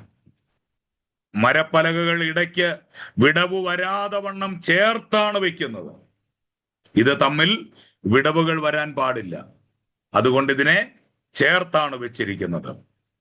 ക്രിസ്തു ശരീരത്തിലെ അവയവങ്ങൾ തമ്മിലുണ്ടായിരിക്കേണ്ട കൂട്ടായ്മയെ ഇത് കാണിക്കും. വിടവുകൾ ഉണ്ടാകാതെ ചേർന്ന് നിൽക്കുന്നതായിരിക്കണം. ഓരോ പലകയിലും 4 വളയങ്ങൾ വീതമുണ്ടായിരുന്നു. ഈ വളയങ്ങളിലൂടെയായിരുന്നു അന്താഴങ്ങൾ കടത്തി ഇവ തമ്മിൽ ഉറപ്പിച്ചിരുന്നത്. പലകകൾ പരസ്പരം ചേർന്ന് നിൽക്കാൻ ഇതാവശ്യമായിരുന്നു. 5, ഒരന്താഴം ഒരു വശത്തുള്ള പലകകളുടെ ഒത്ത നടുവിൽ ഒരറ്റം മുതൽ മറ്റേ അറ്റം വരെ എത്തും വിധമായിരുന്നു. ഈ 5 അന്താഴങ്ങളും പലകകളെ പരസ്പരം അകലാതെയും വീഴാതെയും നേരെ ഉറച്ചു നിൽക്കുവാൻ സഹായിച്ചു. ഇത് സൂചിപ്പിക്കുന്നത് വിശ്വാസവും അനുസരണവും കൂടാതെ കൂട്ടായ്മയും കൂടി ഉണ്ടെങ്കിലേ ക്രിസ്തു ശരീരത്തിലെ സ്ഥിരതയുള്ള വിശ്വാസികളായി നമുക്ക് നിൽക്കാൻ കഴിയൂ എന്നാണ്. കൂടാരത്തിന്റെ മുടികൾ, സമാഗമന കൂടാരത്തിലെ 4 മൂടുവിരികൾ ഉണ്ടായിരുന്നു. അതായത് കൂടാരത്തിന്റെ മൂടികൾ, മൂടികൾ. സമാഗമന കൂടാരത്തിന് 4 മൂടുവിരികളാണ് ഉണ്ടായിരുന്നത്. ഇവ ഒന്നിന്മേലൊന്നായിട്ട് നിവർത്തി വച്ചിരിക്കുകയാണ്. ഇവയിൽ ഏറ്റവും ഉൾഭാഗത്തെ മൂടുവിരി മനോഹരമായ ചിത്രത്തയ്യലോടുകൂടിയുള്ളതായിരുന്നു. അത് മനോഹരമായ തുണി കൊണ്ട് ചിത്രത്തയ്യലുകളോട് കൂടിയതായിരുന്നു. ക്രിസ്തുവിന്റെ നീതിയുടെ മനോഹാരിതയാണ് അത് സൂചിപ്പിച്ചിരിക്കുന്നത്. അതിനു മീതെ നിവർത്തിയിരുന്ന മൂടി ആട്ടിൻ തോല് കൊണ്ടുള്ളതായിരുന്നു. അത് സൂചിപ്പിക്കുന്നത് നമ്മുടെ പാപങ്ങളെ ചുമന്നൊഴിച്ച കോലാട്ടുകൊറ്റൻ കൂടിയായ യേശു ക്രിസ്തുവിനെയാണ് അത് സൂചിപ്പിക്കുന്നത്. അതിനു മീതെ നിവർത്തുന്ന മൂടുവിരി ചുവപ്പിച്ച ആട്ടുകൊറ്റൻ തോൽ കൊണ്ടുള്ളതാണ്. ഇത് നമുക്ക് പകരമായി നമ്മുടെ പാപങ്ങൾക്ക് വേണ്ടി യാഗമായി തീർന്ന യേശു ക്രിസ്തുവിന്റെ ചിത്രത്തെയാണ് നമുക്ക് കാണുവാനായിട്ട് കഴിയുന്നത്. ഏറ്റവും പുറമെയുള്ള മൂടി തകശു തോൽ കൊണ്ടുള്ളതാണ്. അത് അത്ര ആകർഷണീയമായതൊന്നല്ല. അത് അത്ര ആകർഷണീയമല്ലാത്ത ഒരുതരം തവിട്ട് നിറമുള്ളതും എപ്പോഴും മരുഭൂമിയിലെ മണ്ണും പൊടിയും ഒക്കെ പിടിച്ചിരിക്കുന്നതുമായിരുന്നു. ഏറ്റവും മനോഹരമായ മൂടുവിരി ഏറ്റവും ഉള്ളിലുള്ളതാണ്. അത് ഉള്ളിൽ നിന്ന് മാത്രമേ കാണാൻ പറ്റത്തുള്ളൂ. അത് പുറമേ നിന്ന് നോക്കിയാൽ കാണാൻ സാധിക്കുകയില്ല. ഇത് ഒരു യഥാർത്ഥ ക്രിസ്ത്യാനിയുടെ മനോഹാരിത അവന്റെ പുറമേ ഉള്ളതല്ല, അവന്റെ ഉള്ളിലുള്ളതാണ്.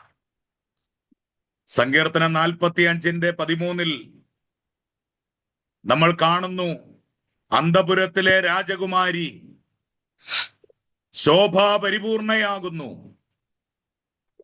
എന്ന് പറഞ്ഞിരിക്കുന്നത് നമ്മൾ കാണും.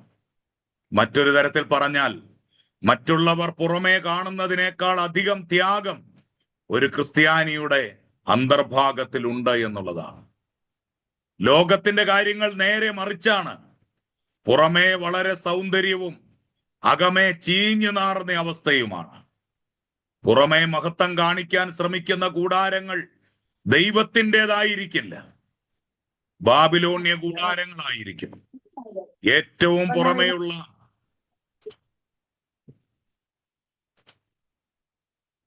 പുറമേയുള്ള തകശുതോൽ മൂടി ക്രിസ്തുവിന്റെ നിന്ദയെ സൂചിപ്പിക്കുകയാണ്. തകശുതോൽ കൊണ്ടുള്ള മൂടി ക്രിസ്തുവിന്റെ നിന്ദയാണ് സൂചിപ്പിക്കുന്നത്. പുറമെ ക്രിസ്തു സഭയും തെറ്റിദ്ധാരണയും അപമാനവും എല്ലായ്പ്പോഴും സഹിക്കേണ്ടതായിട്ടുണ്ട്. യേശു ക്രിസ്തു എല്ലായ്പ്പോഴും ലോകത്തിൽ നിന്ന് നിന്ദയും തിരസ്കരണവും സഹിച്ചിരുന്നതായി നമുക്കറിയാം. ദൈവഭക്തി ആഗ്രഹിച്ചിരുന്നവർ മാത്രം യേശുവിന്റെ അടുക്കൽ വന്നിരുന്നു. സഭയെ സംബന്ധിച്ചും അതങ്ങനെ തന്നെ ആയിത്തീരേണ്ടതുണ്ട്. ആളുകൾ സഭയിലേക്ക് വരേണ്ടത് അതിന്റെ ബാഹ്യമായ ആകർഷണങ്ങൾ കൊണ്ടോ മോടി കൊണ്ടോ സംഗീതം കണ്ടിട്ടോ ആയിരിക്കരുത്. നമ്മുടെ ദൈവഭക്തിയും ആത്മികതയും കണ്ടുകൊണ്ട് അവര് സഭയിലേക്ക് വരണം. അത് കണ്ടിട്ട് നമ്മോടുള്ള കൂട്ടായ്മ ആഗ്രഹിക്കുന്നവർ മാത്രം സഭകളിലേക്ക് വന്നാൽ മതിയാവും. യേശു ക്രിസ്തുവിനുള്ളവർ ലോകമാകുന്ന പാളയം വിട്ട് അവന്റെ അടുക്കിലേക്ക് തിരശീലയ്ക്കുള്ളിൽ അവനോടുള്ള കൂട്ടായ്മയിലേക്ക് വരും. അല്ലാതെ ബാഹ്യമായ മനോഹാരിത കണ്ടിട്ടോ അവിടുത്തെ മ്യൂസിക് കേട്ടിട്ടോ അവിടുത്തെ സംഗീതം കേട്ടിട്ടോ ഒന്നും ആയിരിക്കരുത് അവര് സഭയിലേക്ക് വരുന്നത്. മറിച്ച് ആ ക്രിസ്തുവിനോടുകൂടെ നിന്ന സഹിക്കാനും കഷ്ടം സഹിക്കാനും അപമാനം സഹിക്കാനും തയ്യാറാകുന്നവർക്ക് മാത്രം വരാൻ പറ്റുന്ന ഒരിടമാണ്. ക്രിസ്ത്യാനികൾ ഭൂരിഭാഗവും ഇന്ന് ജീവിക്കുന്നത് ലോകമാകുന്ന പാളയത്തിനുള്ളിലാണ്. തിരശീലയ്ക്ക് വെളിയിൽ പാളയത്തിന് പുറത്തു പോവുക എന്ന് പറഞ്ഞാൽ ലോകത്താൽ തിരസ്കരിക്കപ്പെടുക എന്നാണ് അതിന്റെ അർത്ഥം. യേശുവിനെ ഭൂതങ്ങളുടെ തലവനെന്ന് വിളിച്ചു എങ്കിൽ യേശുവിന്റെ അനുയായികളെ എത്രയധികം മോശമായ പദങ്ങൾ ഉപയോഗിച്ചായിരിക്കും സംബോധന ചെയ്യുക. യേശുവിനെ പോലും അവർ വിളിച്ചത് എന്തായിരുന്നു? ഭൂതങ്ങളുടെ തലവൻ. അങ്ങനെയെങ്കിൽ ക്രിസ്ത്യാനികൾക്കും അപമാനമുണ്ട്, നിന്ദയുണ്ട്, പരിഹാസമുണ്ട്. ഇതെല്ലാം ക്രിസ്ത്യാനികൾ സഹിക്കേണ്ടതാണ്. അനേകം വിശ്വാസികളും ലോകത്തിൽ അംഗീകരിക്കപ്പെട്ടവരാകുന്നതിന്റെ കാരണം ക്രിസ്തു സ്വഭാവത്തിന് വിരുദ്ധമായി അവർ മനുഷ്യരെ പ്രസാദിപ്പിക്കുന്നവരും ഒത്തുതീർപ്പുകാരും ആയതുകൊണ്ടാണ്. പലപ്പോഴും മറ്റുള്ളവരെ സന്തോഷിപ്പിക്കാൻ, മറ്റുള്ളവരുമായി നമ്മൾ കൂട്ടായ്മ ആചരിക്കാൻ പോലും നമ്മൾക്ക് മടിയില്ലാതെ വരുന്നു. ഇത് വലിയ ദുഃഖകരമായ ഒരു കാര്യമാണ്. പ്രിയമുള്ളവരെ, പുറമേയുള്ളതിനേക്കാൾ എത്രയോ മടങ്ങ് തേജസ് നമ്മുടെ അകമേ ഉണ്ടാവണം. ഇവിടെ നമ്മൾ കാണുന്നു, അകമേ താമ്രയാഗപീഠമുണ്ട്. പ്രാകാരത്തിൽ കാണുന്ന ഒന്നാമത്തെ ഉപകരണം യാഗങ്ങൾ നടത്താനുള്ള യാഗപീഠമാണ്. അത് തറയിൽ വെച്ചിരിക്കുന്നതും അകം പൊള്ളയായിരിക്കുന്നതുമായ താമ്രം കൊണ്ടുള്ള പെട്ടി പോലൊരു ഉപകരണമാണ്. എന്നാൽ യാഗവസ്തു യാഗപീഠത്തിനുള്ളിലെ മൺതറയിൽ തന്നെ വയ്ക്കണം. കാരണം ദൈവം കൽപ്പിച്ചിരിക്കുന്നത് തൻ്റെ യാഗപീഠം മണ്ണുകൊണ്ടുള്ളതായിരിക്കണമെന്നാണ്. എന്ന് പറഞ്ഞാൽ അത് മനുഷ്യനിർമ്മിതമായ ഒന്നുമായിരിക്കരുത്, ദൈവനിർമ്മിതമായിരിക്കണം. ദൈവം തന്നെ പണിത തൻ്റെ യാഗപീഠമായ കാൽവരി ക്രൂശിന്റെ സൂചനയാണ് ഇവിടെ നമുക്ക് കാണാൻ കഴിയുന്നത്. യാഗപീഠത്തിന് മുകളിലേക്ക് കയറുവാൻ പടികൾ ഉണ്ടായിരുന്നില്ല, ചരിഞ്ഞ ഒരു തട്ടു മാത്രമാണ് ഉണ്ടായിരുന്നത്. പുറപ്പാട് പുസ്തകം 20-ാം അധ്യായം 26-ാം വാക്യത്തിൽ നമ്മളത് കാണും. ഇത് സൂചിപ്പിക്കുന്നത് രക്ഷയ്ക്കായി ഇടയ്ക്ക് പടികൾ ഒന്നും തന്നെ ഇല്ല എന്നുള്ളതാണ്. രക്ഷയ്ക്ക് വേണ്ടി വേറെ ഒരു മാർഗവുമില്ല, വേറെ ഒരു പടിയുമില്ല. അതായത് മധ്യസ്ഥരോ മറ്റ് സഹായങ്ങളോ ക്രൂശിതനായ ക്രിസ്തുവിലേക്ക് എത്തുവാനില്ല എന്നത് തന്നെയാണ് ഇത് നമ്മളെ കാണിക്കുന്നത്. നമ്മൾ നേരിട്ട് ചെല്ലേണ്ടതുണ്ട്. യാഗപീഠം തടി കൊണ്ടാണ് ഉണ്ടാക്കിയിരിക്കുന്നത്. താമ്രം അതിൽ പൊതിഞ്ഞിരുന്നു. താമ്രം ന്യായവിധിയെയാണ് കാണിക്കുന്നത്. തടി കൊണ്ട് ഉണ്ടാക്കിയിട്ട് അതിൽ താമ്രം പൊതിഞ്ഞായിരുന്നു യാഗപീഠം ഉണ്ടാക്കിയത്.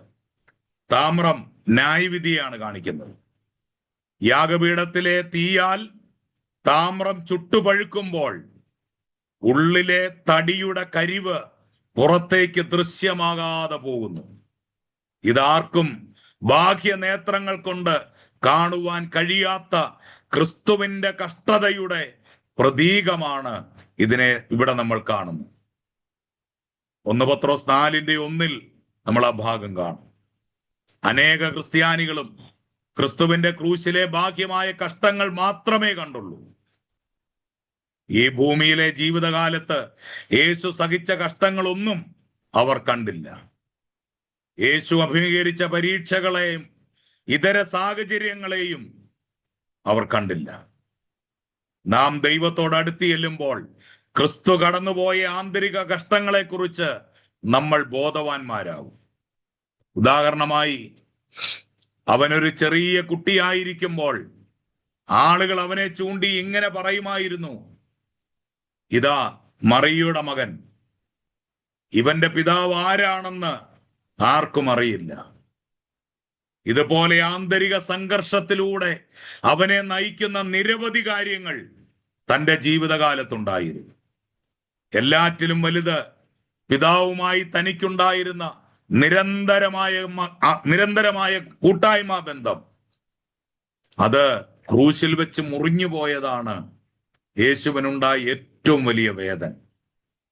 അതുകൊണ്ടാണ് 7 മൊഴികളിൽ ഒരു മൊഴി നമ്മൾ പഠിക്കുന്നു, ഏലി ഏലി ലമ്മാ ശബക്താനി, എൻ്റെ ദൈവമേ നീ എന്നെ കൈവിട്ടതെന്ന്.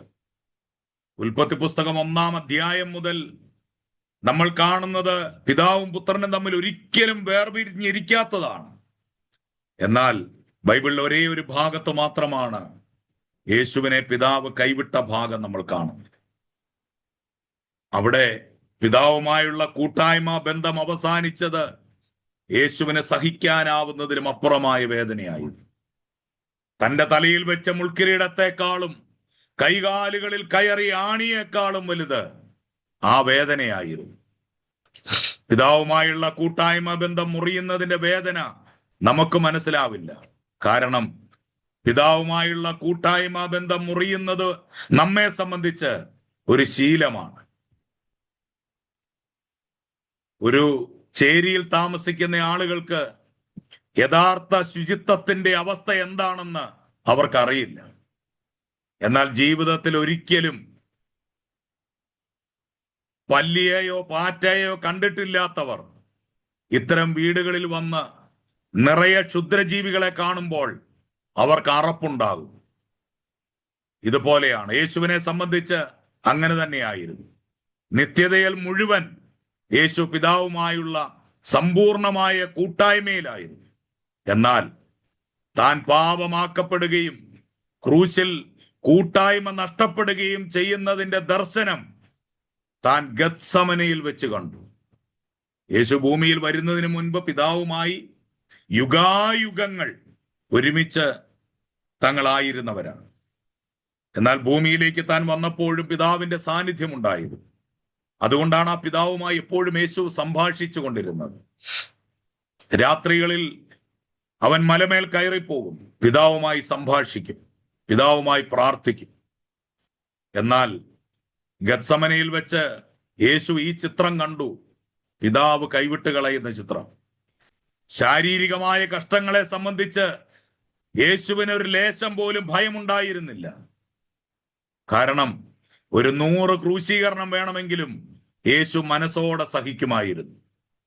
എങ്കിലും യേശു പിതാവിനോട് ചോദിച്ചു, ഞാൻ ഈ പാനപാത്രം കുടിക്കണമോ? അതൊരിക്കലും ശാരീരിക ദണ്ഡനത്തെ ഉദ്ദേശിച്ചായിരുന്നില്ല. അത് ക്രൂശിൽ തനിക്ക് നഷ്ടമാകുവാൻ പോകുന്ന പിതാവുമായുള്ള കൂട്ടായ്മ ബന്ധത്തെ കുറിച്ചായിരുന്നു. അതെന്തു വില കൊടുത്തും ഒഴിവാക്കാൻ യേശു ആഗ്രഹിച്ചു. അവൻ വീണ്ടും വീണ്ടും പ്രാർത്ഥിച്ചു. പിതാവ് പറഞ്ഞു, ഒഴിവാക്കാൻ വഴിയൊന്നുമില്ല. അപ്പൊ നമ്മുടെ കർത്താവ് പറഞ്ഞു, ശരി പിതാവേ, വീഴ്ച സംഭവിച്ച മനുഷ്യന് വേണ്ടി ഞാൻ അതും സഹിക്കാം. അവിടെ ഗത്സമനയിൽ യേശു കർത്താവിന് നമ്മളോടുള്ള സ്നേഹത്തെ നാം കാണുകയാണ്. ഈ യാഗപീഠത്തിൽ 4 കൊമ്പുകൾ ഉണ്ടായിരുന്നു. അവയിലായിരുന്നു അറക്കുന്നതിന് മുൻപ് യാഗമൃഗങ്ങളെ കെട്ടിയിരുന്നത്.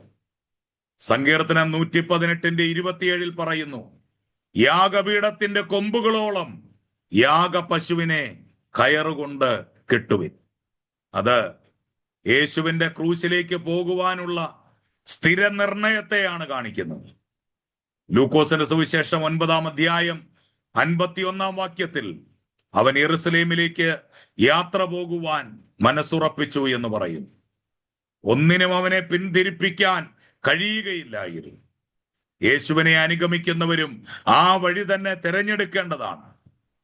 താമ്രത്തൊട്ടി കൂടാരത്തിന് മുൻപിൽ സ്ഥാപിച്ചിരുന്ന വൃത്താകൃതിയിലുള്ള ഒരു വലിയ പാത്രമായിരുന്നു ഇത്.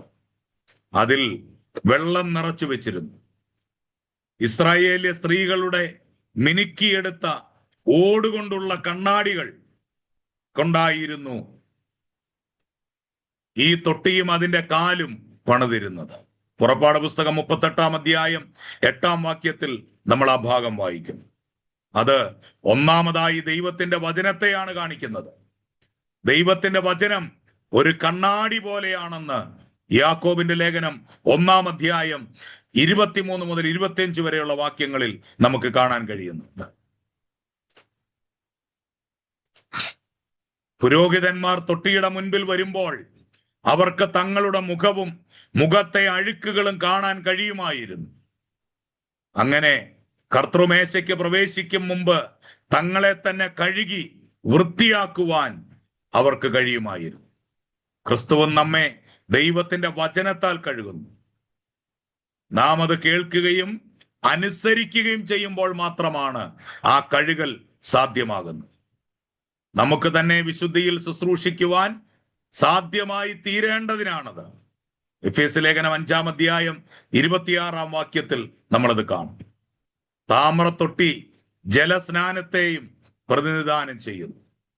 ദൈവം നമ്മെ ഒന്നാമത് ജലത്താലും തുടർന്ന് പരിശുദ്ധാത്മാവാകുന്ന അഗ്നിയാലും കഴുകുന്നു.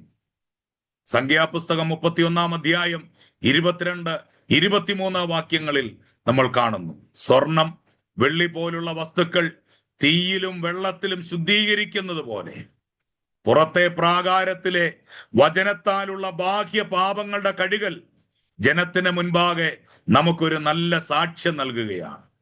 എന്നാൽ അകത്ത് ദൈവത്തിന്റെ അഗ്നി ജ്വലിച്ച് നമ്മെ ശുദ്ധീകരിക്കുന്നതിലേക്ക് നാം ലക്ഷ്യം വെച്ച് മുന്നേറുന്നില്ല എങ്കിൽ അതിവിശുദ്ധ സ്ഥലത്ത് നാം പ്രവേശിക്കുകയോ നാം ആത്മീയരായി തീരുകയോ ചെയ്യുന്നില്ല.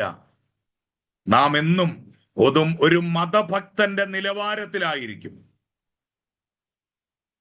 കാഴ്ചയപ്പത്തിന്റെ മേശ കൂടാരത്തിനുള്ളിൽ വിശുദ്ധ സ്ഥലത്ത്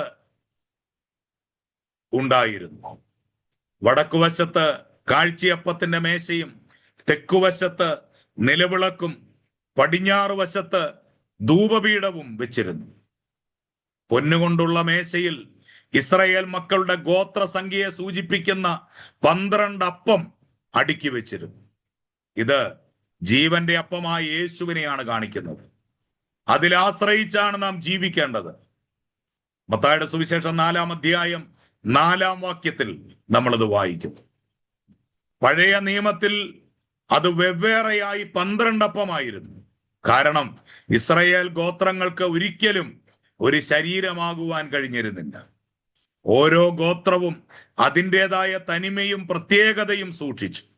എന്നാൽ ഇന്ന് പുതിയ ഉടമ്പടിയിൽ നമുക്ക് ഒരു അപ്പം മാത്രമേ ഉള്ളൂ. നാം തിരുവത്താഴ ശുശ്രൂഷയിൽ ക്രിസ്തു ശരീരത്തെ ഓർമ്മിപ്പിക്കുന്ന ഒരപ്പം മാത്രമാണ് നുറുക്കുന്നത്. അതിന്റെ കാരണം എല്ലാവരും ഒരു ശരീരമാണ്. നാം വ്യത്യസ്ത ഭാഷകളും വർഗങ്ങളും ഗോത്രങ്ങളും ജനതകളുമാണെങ്കിൽ കൂടി പഴയ നിയമകാലത്ത് പുരോഹിതന്മാർക്ക് മാത്രമാണ് ഇത് ഭക്ഷിക്കാൻ അനുവാദം ലഭിച്ചിരുന്നത്. പല ഭാഷകളിലുള്ള, പല വർഗങ്ങളിലുള്ള, പല ഗോത്രങ്ങളിലുള്ള ജനതകൾ ഒരു അപ്പത്തിന്റെ അംശികളായിട്ടാണ് നമുക്ക് കാണാനായിട്ട് കഴിയുന്നത്. ബൈബിൾ അങ്ങനെയാണ് നമ്മളെ പഠിപ്പിക്കുന്നത്. ഓക്കെ, ഇപ്പോൾ പുരോഹിതന്മാർക്ക് മാത്രമാണ് ഇത് ഭക്ഷിക്കാൻ ആ കാലത്ത് അനുവാദമുണ്ടായിരുന്നത്. അവരത് ഗോത്രങ്ങളെ പ്രതിനിധാനം ചെയ്തുകൊണ്ട് അവരത് ഭക്ഷിച്ചിരുന്നു. എന്നാൽ ഇന്ന് ഓരോ വിശ്വാസിക്കും നേരിട്ട് ഈ അപ്പത്തിന്റെ പങ്കാളികളാകാം. കാരണം ഒരു മധ്യസ്ഥനിലൂടെയും ഒരു മധ്യസ്ഥനുമില്ലാതെ തന്നെ വിശ്വാസി നേരിട്ട് ക്രിസ്തുവുമായി ബന്ധപ്പെട്ടിരിക്കുകയാണ്. നിലവിളക്ക് നമ്മുടെ ജീവിത സാക്ഷ്യത്തെയും പ്രാദേശിക സഭയെയും സൂചിപ്പിക്കുന്നു. അത് ലോകത്തിന്റെ വെളിച്ചമായ ക്രിസ്തുവിനെയും ഇന്ന് ലോകത്തിന് വെളിച്ചമായിരിക്കുന്ന നമ്മുടെയും ചിത്രത്തെയാണ് അത് നമ്മളെ കാണിക്കുന്നത്. ഈ വിളക്ക് നിരന്തരം കത്തിക്കൊണ്ടിരിക്കുവാൻ തക്കവണ്ണം അവയ്ക്ക് എണ്ണ പകരേണ്ടത് പുരോഹിതന്റെ കർത്തവ്യമാണ്. ഇത് സൂചിപ്പിക്കുന്നത് പരിശുദ്ധാത്മാവിൽ നമ്മുടെ സാക്ഷ്യം നിരന്തരമായി നാം ഉയർത്തിപ്പിടിക്കണമെന്നാണ്. പഴയ നിയമ മാതൃകയിൽ 7 ശാഖകളോട് കൂടിയ ഒരു നിലവിളക്ക് മാത്രമാണ് ഉണ്ടായിരുന്നത്. ഇത് സൂചിപ്പിക്കുന്നത് ഇസ്രായേൽ പല ശാഖകളോട് കൂടിയ ഒരൊറ്റ സമുദ്രമായിരുന്നു എന്നതാണ്. പുതിയ ഉടമ്പടിയിൽ അല്ലെങ്കിൽ പുതിയ നിയമത്തിൽ ഓരോ സഭയും ഓരോ നിലവിളക്കാണ്. വെളിപ്പാട് പുസ്തകത്തിൽ നമ്മളത് കാണുന്നുണ്ട്. ഈ നിലവിളക്കുകളുടെ നടുവിലൂടെ നടക്കുന്ന സഭാനാഥനാകുന്ന കർത്താവിനെയാണ് വെളിപ്പാട് പുസ്തകം 1-ാം അധ്യായം 20-ാം വാക്യത്തിൽ നമ്മൾ കാണുന്നത്. ഇത് നമ്മെ പഠിപ്പിക്കുന്നത് ഓരോ പുതിയ നിയമസഭയും നേരിട്ട് കർത്താവിന്റെ കീഴിലാണ് എന്നതാണ്.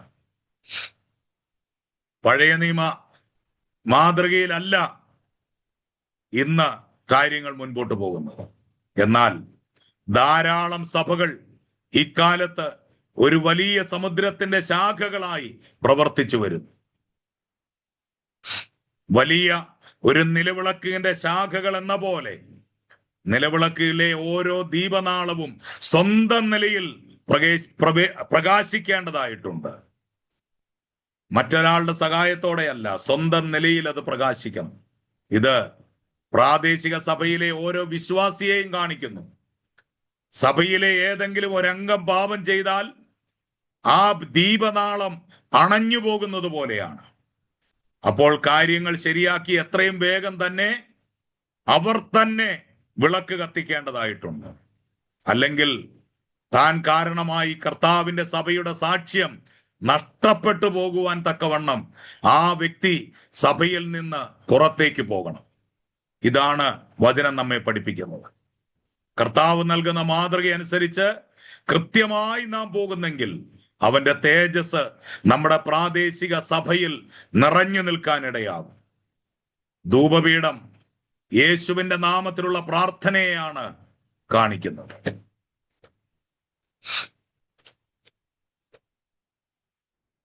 വെളിപ്പാട് പുസ്തകം 5-ാം അധ്യായം 8-ാം വാക്യത്തിൽ നമ്മളത് വായിക്കുന്നുണ്ട്. പ്രാർത്ഥന ദൈവത്തിലുള്ള നമ്മുടെ ആശ്രയത്തിന്റെ പ്രകാശനമാണ്. ധൂപപീഠത്തിൽ നിന്ന് പുക പൊങ്ങുന്നത് പോലെ യേശുവിന്റെ നാമത്തിലുള്ള പ്രാർത്ഥന നമ്മുടെ ഹൃദയത്തിൽ നിന്ന് ദൈവത്തോട് എല്ലായ്പ്പോഴും ഉയരേണ്ടതാണ്. ഈ ധൂപക്കൂട്ട് പ്രത്യേക അനുപാതങ്ങളിൽ സുഗന്ധദ്രവ്യങ്ങൾ ചേർത്ത് തനിക്ക് വേണ്ടി ഉണ്ടാക്കണമെന്നും അതൊരിക്കലും പിന്നീട് യാതൊരു മനുഷ്യന് വേണ്ടിയും ആവർത്തിക്കാൻ പാടുള്ളതല്ല എന്നും മോശയോട് ദൈവം വ്യക്തമായി കൽപ്പിച്ചിരുന്നു. പുറപ്പാട് പുസ്തകം 30-ാം അധ്യായം 37-ാം വാക്യത്തിൽ നമ്മളത് വായിക്കുന്നു. ഇത് രണ്ട് കാര്യങ്ങളുടെ ദൃഷ്ടാന്തമാണ്. ഒന്നാമതായി, നമുക്കൊരിക്കലും നമ്മുടെ യോഗ്യതയിൽ നിന്നുകൊണ്ട് പ്രാർത്ഥിക്കാൻ കഴിയില്ല. യേശുവിന്റെ നാമം നമുക്ക് ദൈവസന്നിധിയിലേക്ക് വരുവാനുള്ള ഒരു മന്ത്രമല്ല. നാം യേശുവിന്റെ യോഗ്യതയാൽ മാത്രമാണ് ദൈവസന്നിധിയിൽ വരുന്നത്, നമ്മുടെ യോഗ്യത കൊണ്ടല്ല. നമുക്ക് നമ്മുടെ പ്രാർത്ഥനകൾക്ക് ഉത്തരം കിട്ടുവാനുള്ള യോഗ്യതയും അവകാശവും ഉണ്ടെന്നുള്ള നിലയിൽ നാം പ്രാർത്ഥിക്കുന്നുണ്ടെങ്കിൽ അത്തരം പ്രാർത്ഥന യേശുവിന്റെ നാമത്തിൽ അർപ്പിക്കപ്പെടുന്നവയല്ല. യേശുവിന്റെ നാമത്തിൽ പ്രാർത്ഥിക്കുന്നത് നാം ക്രിസ്തുവിൽ എന്തായിരിക്കുന്നുവോ അതിന്റെ അടിസ്ഥാനത്തിൽ മാത്രമാണ്. ഞാൻ മറ്റുള്ളവരെക്കാൾ യോഗ്യനാണെന്ന് കരുതി പ്രാർത്ഥിക്കുന്നവർ മറ്റുള്ളവരുടെ പ്രാർത്ഥനയ്ക്ക് മറുപടി ലഭിക്കുന്നതായിരിക്കും കാണുന്നത്, തങ്ങളുടേതിനായിരിക്കില്ല. കാരണം മറ്റുള്ളവർ തങ്ങളുടെ യോഗ്യതയിലായിരിക്കില്ല ദൈവസന്നിധിയിൽ ചെന്നത്. ഈ യോഗ്യതയും കൊണ്ടായിരിക്കില്ല ദൈവസന്നിധിയിൽ അവർ ചെന്നത്. രണ്ടാമതായി, നാം സ്വന്തം ഗുണത്തിനു വേണ്ടി ആയിരിക്കരുത് പ്രാർത്ഥിക്കുന്നത്. ഇത് സൂചിപ്പിക്കുന്നത് നാം എന്ത് ചെയ്താലും അത് ദൈവനാമത്തിന്റെ മഹത്വത്തിനായി ചെയ്യണമെന്നാണ്. അങ്ങനെയാണ് വചനം നമ്മളെ പ്രബോധിപ്പിക്കുന്നത്. നമുക്ക് വേണ്ടി പ്രാർത്ഥിക്കുന്ന പ്രാർത്ഥന പോലും ദൈവനാമം മഹത്വമെടുക്കാനുള്ളതായിരിക്കണം. അതുകൊണ്ടാണ് നീതിമാന്റെ പ്രാർത്ഥന ശക്തിയുള്ളതാകുന്നത്. കാരണം അവലെല്ലാറ്റിലും ദൈവനാമം മഹത്വപ്പെടുവാൻ, അല്ലെങ്കിൽ ദൈവനാമ മഹത്വം മാത്രം അന്വേഷിക്കുന്ന വ്യക്തിയാണ്. തിരശീല, അതിവിശുദ്ധ സ്ഥലത്തേക്കുള്ള വഴി, പ്രാകാരം, വിശുദ്ധ സ്ഥലം, അതിവിശുദ്ധ സ്ഥലം, ഇവ ചേർന്ന സമാഗമന കൂടാരം ഒരു മനുഷ്യന്റെ ചിത്രമാണ്. നമ്മൾ കണ്ടു ശരീരം, പ്രാണൻ, ആത്മാവ്. നമ്മുടെ ആത്മാവിനെയും പ്രാണനെയും വേർപെടുത്തുന്ന ഒരു വാൾ പോലെയാണ് ദൈവത്തിന്റെ വചനമെന്നാണ് എബ്രായ ലേഖനം 4-ാം അധ്യായം 12-ാം വാക്യത്തിൽ നമ്മൾ വായിക്കുന്നത്. നാം ദൈവവചനം വായിക്കുമ്പോൾ അതൊന്നാമത് നമ്മുടെ ദേഹിയിൽ, അല്ലെങ്കിൽ നമ്മുടെ ബുദ്ധിയിൽ, വികാരങ്ങളിൽ അത് പ്രവേശിക്കുന്നു. അത് നമ്മുടെ ബുദ്ധിയിൽ ചിന്തയെ ജ്വലിപ്പിക്കുന്നു, വികാരങ്ങളെ ഉത്തേജിപ്പിക്കുന്നു. എന്നാൽ അത് അവിടം കൊണ്ട് അവസാനിക്കുകയും നമ്മുടെ ഇച്ഛയെ ദൈവത്തോടുള്ള അനുസരണത്താൽ കീഴ്പ്പെടുത്തുകയും ചെയ്യുന്നില്ലെങ്കിൽ ആ വചനത്തിന് തിരശീലയിലൂടെ നമ്മുടെ ആത്മാവിലേക്ക് പ്രവേശിക്കാൻ കഴിയില്ല. ഇത് ബുദ്ധി കൊണ്ട് അവസാനിച്ചു പോകുന്നതായിരിക്കരുത് ദൈവത്തിന്റെ വചനം. എന്നാൽ ആത്മികമായി വളരുക എന്നത് അവിടെ സാധ്യമുള്ള കാര്യമല്ല. തിരശീല നമ്മുടെ മാനുഷിക ഇച്ഛയാണ്. അത് ദൈവഹിതത്തിന് കീഴ്പ്പെടേണ്ടതായിട്ടുണ്ട്. യേശു സ്വർഗത്തിൽ നിന്നും വന്നത് സ്വന്തം ഇഷ്ടം ചെയ്യാനല്ല, തന്നെ അയച്ച പിതാവിന്റെ ഇഷ്ടം ചെയ്യാനാണ്. യോഹന്നാന്റെ സുവിശേഷം 6-ാം അധ്യായം 38-ാം വാക്യത്തിൽ നമ്മളത് വായിക്കുന്നു. തന്റെ ജീവകാലം മുഴുവനും പിതാവിനോടുള്ള തന്റെ മനോഭാവം എന്റെ ഇഷ്ടമല്ല അവിടുത്തെ ഇഷ്ടമാകട്ടെ എന്നായിരുന്നു. ഇവിടെയാണ് നാം യേശുവിനെ അനുഗമിക്കാനായി വിളിക്കപ്പെട്ടിരിക്കുന്നത്. അധികം പേരും ആത്മികരാകാത്തതിന്റെ കാരണം ഇതാണ്. അവർ ദൈവഹിതം ഗ്രഹിക്കുന്നു, അതവരുടെ വികാരങ്ങളെ ഉത്തേജിപ്പിക്കുന്നു. എന്നാൽ ദൈവഹിതം ചെയ്യുവാൻ അവർ തങ്ങളുടെ ഇച്ഛയെ വിട്ടുകൊടുക്കുന്നില്ല. സ്വന്തം ഇച്ഛയെ പിതാവിന്റെ ഹിതത്തിന് വേണ്ടി ത്യജിക്കുന്നതാണ് യഥാർത്ഥ ആത്മീയതയുടെ രഹസ്യം. ഇവിടെയാണ് യേശു ജീവന്റെ പുതിയ വഴി തുറന്നത്. നമുക്ക് നിത്യവും നടക്കാൻ തക്കവണ്ണം ഇത് ഒരിക്കലായി കിടക്കുന്ന ഒരു വാതിലല്ല, നാം നിത്യവും നടക്കേണ്ട ഒരു വഴിയാണ്. അങ്ങനെ മാത്രമേ നമുക്ക് എല്ലായ്പ്പോഴും അതിവിശുദ്ധ സ്ഥലത്ത് ജീവിക്കാൻ കഴിയൂ. സാക്ഷ്യപെട്ടകം അതിവിശുദ്ധ സ്ഥലത്തിൽ പൊന്നുകൊണ്ടുള്ള ഒരു സാക്ഷ്യപെട്ടകവും അതിന് കൃപാസനവും മൂടിയും ഉണ്ടായിരുന്നു.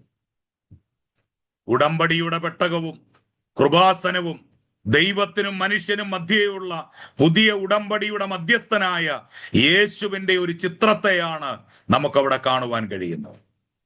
പാപപരിഹാര ദിനത്തിൽ യാഗമൃഗത്തിന്റെ രക്തം തളിക്കുന്നത് ഈ കൃപാസനത്തിന്മേലാണ്.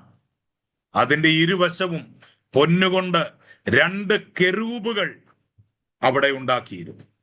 ഏദനിൽ ജീവവൃക്ഷത്തിലേക്കുള്ള വഴിയിൽ ജ്വലിക്കുന്ന വാളുമായി കാവലായി നിൽക്കുന്നത് ഈ കെരൂബുകളെയാണ് കാണിക്കുന്നത്. ഉൽപ്പത്തി പുസ്തകം 3-ാം അധ്യായം 24-ാം വാക്യത്തിൽ നമ്മളത് വായിക്കുന്നു. ആ വാൾ ആദ്യം വീണത് യേശുവിന്മേലാണ്, അവിടുന്ന് ക്രൂശിൽ മരിച്ചപ്പോൾ. എന്നാൽ ആ വാൾ നമ്മുടെ മേലും വീണിരിക്കുന്നു, കാരണം നാമും അവനോടുകൂടെ ക്രൂശിക്കപ്പെട്ടിരിക്കുന്നു. ഗലാത്യലേഖനം 2-ാം അധ്യായം 20-ാം വാക്യത്തിൽ നമ്മളത് വായിക്കുന്നു. ഇന്ന് ക്രിസ്തുവാകുന്ന ഈ ജീവവൃക്ഷത്തിലേക്ക് വരുവാനുള്ള ഒരേ ഒരു വഴി നമ്മുടെ സ്വയ ജീവനുമേൽ ഈ വാൾ വീഴുവാനും മരിക്കുവാനും നാം നമ്മെ തന്നെ അനുവദിക്കുന്നതിലൂടെയാണ്. പെട്ടകത്തിനുള്ളിൽ 10 കൽപ്പനകൾ എഴുതിയ 2 കൽപ്പലകകളും മന്ന ഇട്ടുവെച്ച പൊന്നുകൊണ്ടുള്ള പാത്രവും അഹരോന്റെ തളിർത്ത വടിയും സൂക്ഷിച്ചിരുന്നു. നമുക്ക് ആദ്യം മന്നയുടെ കാര്യത്തിലേക്ക് നമ്മുടെ ശ്രദ്ധയെ കൊണ്ടുവരാം. മന്നയെക്കുറിച്ച് പഠിച്ചിട്ട് മറ്റു വിഷയത്തിലേക്ക് നമുക്ക് ആദ്യം നമുക്ക് മന്നയുടെ കാര്യം നോക്കാം. ഇത് സ്വർഗത്തിൽ നിന്ന് വീണതായിരുന്നു ഈ മന്ന. നമുക്കറിയാം, ഈ മന്ന ഒറ്റ രാത്രി സൂക്ഷിച്ചു വെച്ചിരുന്നാൽ കൃമിച്ച് ചീത്തയാകുമായിരുന്ന ഒരു സാധനമാണ് ഈ മന്ന, അല്ലെ? ഒരു ദിവസത്തിൽ കൂടുതൽ ഇത് വെച്ചാൽ ഇത് ചീത്തയാകുമായിരുന്നു. എന്നാൽ അത് ദൈവസന്നിധിയിൽ സൂക്ഷിച്ചപ്പോൾ ഒരു ദിവസം കൊണ്ട് കൃമിച്ചു പോകുന്ന, ചീത്തയായി പോകുമായിരുന്ന ഈ മന്ന ദൈവസന്നിധിയിൽ ഇത് സൂക്ഷിച്ചു വെച്ചപ്പോൾ 40 വർഷം ഒരു കേടും കൂടാതെ ഇതിരുന്നു. നോക്കൂ, ഇത് സൂചിപ്പിക്കുന്നത് ദൈവവചനം നമ്മുടെ മനസ്സിൽ സൂക്ഷിച്ചാൽ അതുകൊണ്ട് ഗുണമുണ്ടാകത്തില്ല, അത് ദുഷിച്ചു പോകും. എന്നാൽ നാം താഴ്മയോടെ ദൈവസാന്നിധ്യത്തിൽ അത് സൂക്ഷിച്ചാൽ അതെന്നും പുതുക്കത്തോടെ തന്നെ ഇരിക്കും. ദൈവസാന്നിധ്യത്തിൽ ദൈവത്തിന്റെ വചനം നമ്മൾ ഏറ്റെടുത്താൽ അവിടെ അത്ഭുതങ്ങളാണ്. അതെല്ലാ കാലത്തും സൂക്ഷ്മതയോടെ ഇരിക്കും. ദൈവ സാന്നിധ്യത്തിൽ ജീവിക്കുന്ന ഒരു വ്യക്തി പ്രസംഗിക്കുമ്പോൾ ചൈതന്യവും അഭിഷേകവും അനുഭവപ്പെടും. അതേ വചനം മറ്റൊരാൾ സംസാരിക്കുമ്പോൾ ഉണങ്ങിയ അസ്ഥികൾ പോലെ വരണ്ടതായിരിക്കുന്നു. അതുപോലെ നിങ്ങൾക്കും ഉയരത്തിൽ നിന്ന് അഭിഷേകം പ്രാപിച്ച് ഒരു നാൾ ശക്തിയോടെ സംസാരിക്കാൻ കഴിയും. എന്നാൽ പിറ്റേന്ന് അഭിഷേകം നഷ്ടപ്പെട്ടാൽ അതേ പ്രസംഗം തന്നെ ഉണങ്ങി വരണ്ടതായിത്തീരും. ചിലരുടെ പ്രസംഗം വിരസമായി തീരുന്നത് പ്രസംഗകർ ദൈവ സാന്നിധ്യത്തിൽ ജീവിക്കാത്തത് കൊണ്ടാണ്. അവരുടെ പ്രസംഗങ്ങൾ പഴകിയ മഞ്ഞ പോലെയാണ്, പുളിച്ചു നാറുന്നതും കൃമിച്ചതുമായിരിക്കും. എബ്രായർ 3:13 പറയുന്നത് പോലെ നമുക്ക് ഹൃദയകാഠിന്യം സംഭവിക്കാൻ 24 മണിക്കൂർ മാത്രം മതി.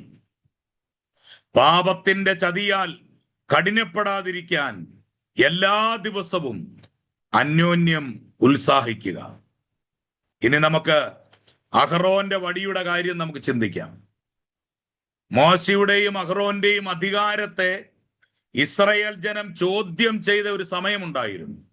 സംഖ്യാപുസ്തകം 16-ാം അധ്യായത്തിൽ നമ്മളത് വായിക്കുന്നു.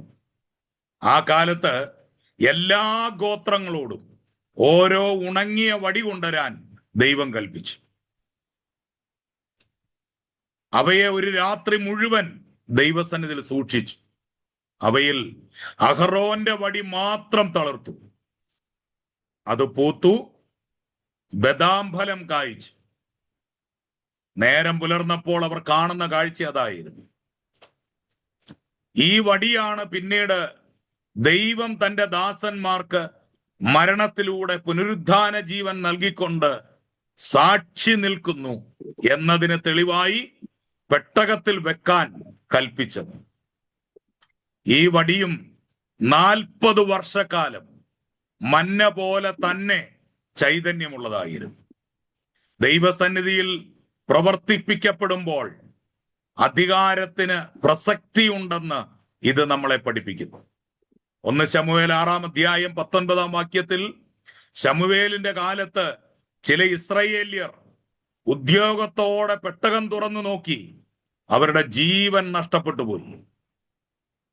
ദൈവം രഹസ്യമായി വെച്ചിരിക്കുന്ന കാര്യങ്ങൾ, നമ്മെ സംബന്ധിക്കാത്ത കാര്യങ്ങൾ തുറന്നു നോക്കാൻ ശ്രമിക്കുന്നത് അപകടകരമാണെന്ന് ഇത് നമ്മെ കാണിക്കുന്നു. മഹാപുരോഹിതന്റെ വേഷം അഹറോൻ, മഹാപുരോഹിതന്റെ വേഷത്തെ കുറിച്ച് നമുക്ക് നോക്കാം. അഹറോൻ നമ്മുടെ മഹാപുരോഹിതനായ യേശുവിനെ സൂചിപ്പിക്കുന്നതാണ്.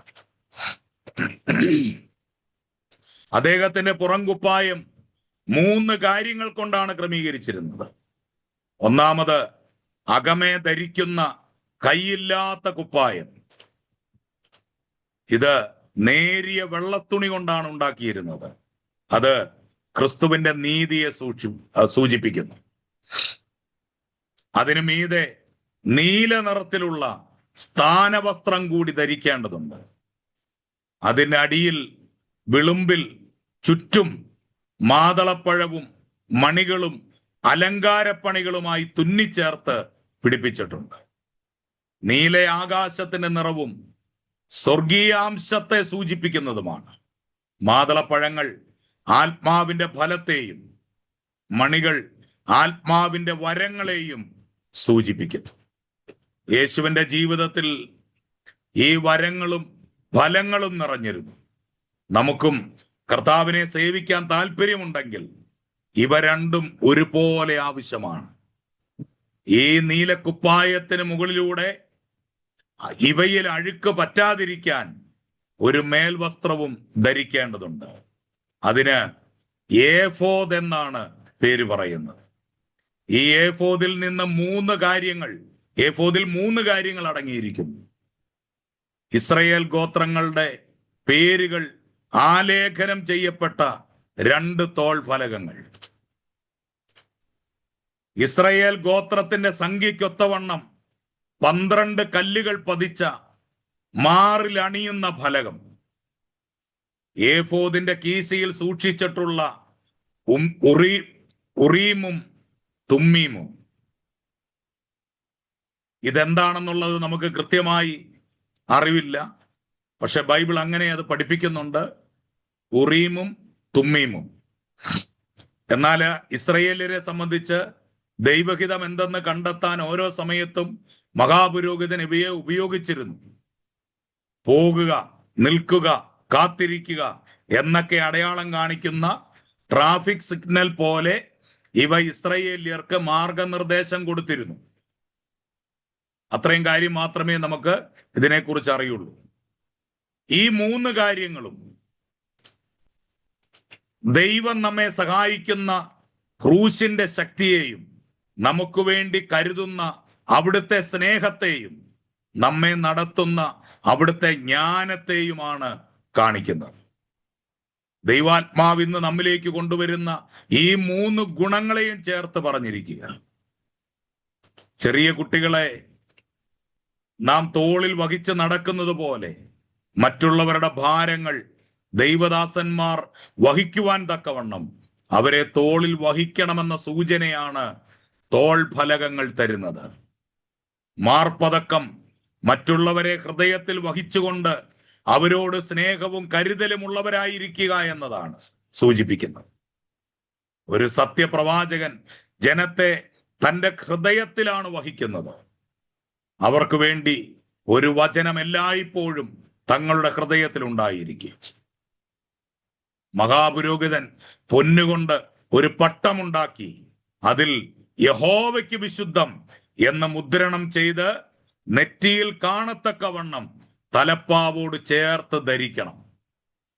ഇത് ഇസ്രായേൽ മക്കളുടെ സകല വിശുദ്ധ വഴിപാടുകളിലും ശുദ്ധീകരിക്കുന്ന വിശുദ്ധ വസ്തുക്കളുടെ കുറ്റം അഹരോൻ വഹിക്കാം. പുറപ്പാട് പുസ്തകം 28-ാം അധ്യായം 36 മുതൽ 38 വരെയുള്ള ഭാഗങ്ങളിലാണ് ഇത് നമ്മൾ പഠിക്കുന്നത്. നമ്മുടെ വിശുദ്ധ വഴിപാടുകളിൽ പോലും പാപം വരാൻ സാധ്യതയുണ്ട്. യേശു ചുമന്നൊഴിച്ചത് നമ്മുടെ ദോഷപ്രവർത്തികൾക്കുള്ള പാപങ്ങൾ മാത്രമല്ല, പുണ്യപ്രവർത്തികളിലും ഉള്ള പാപവും കൂടിയാണ്. നമ്മുടെ വിശുദ്ധ പ്രവർത്തികളിലുള്ള പാപങ്ങൾക്ക് ചില ഉദാഹരണങ്ങൾ നമുക്ക് നോക്കാം.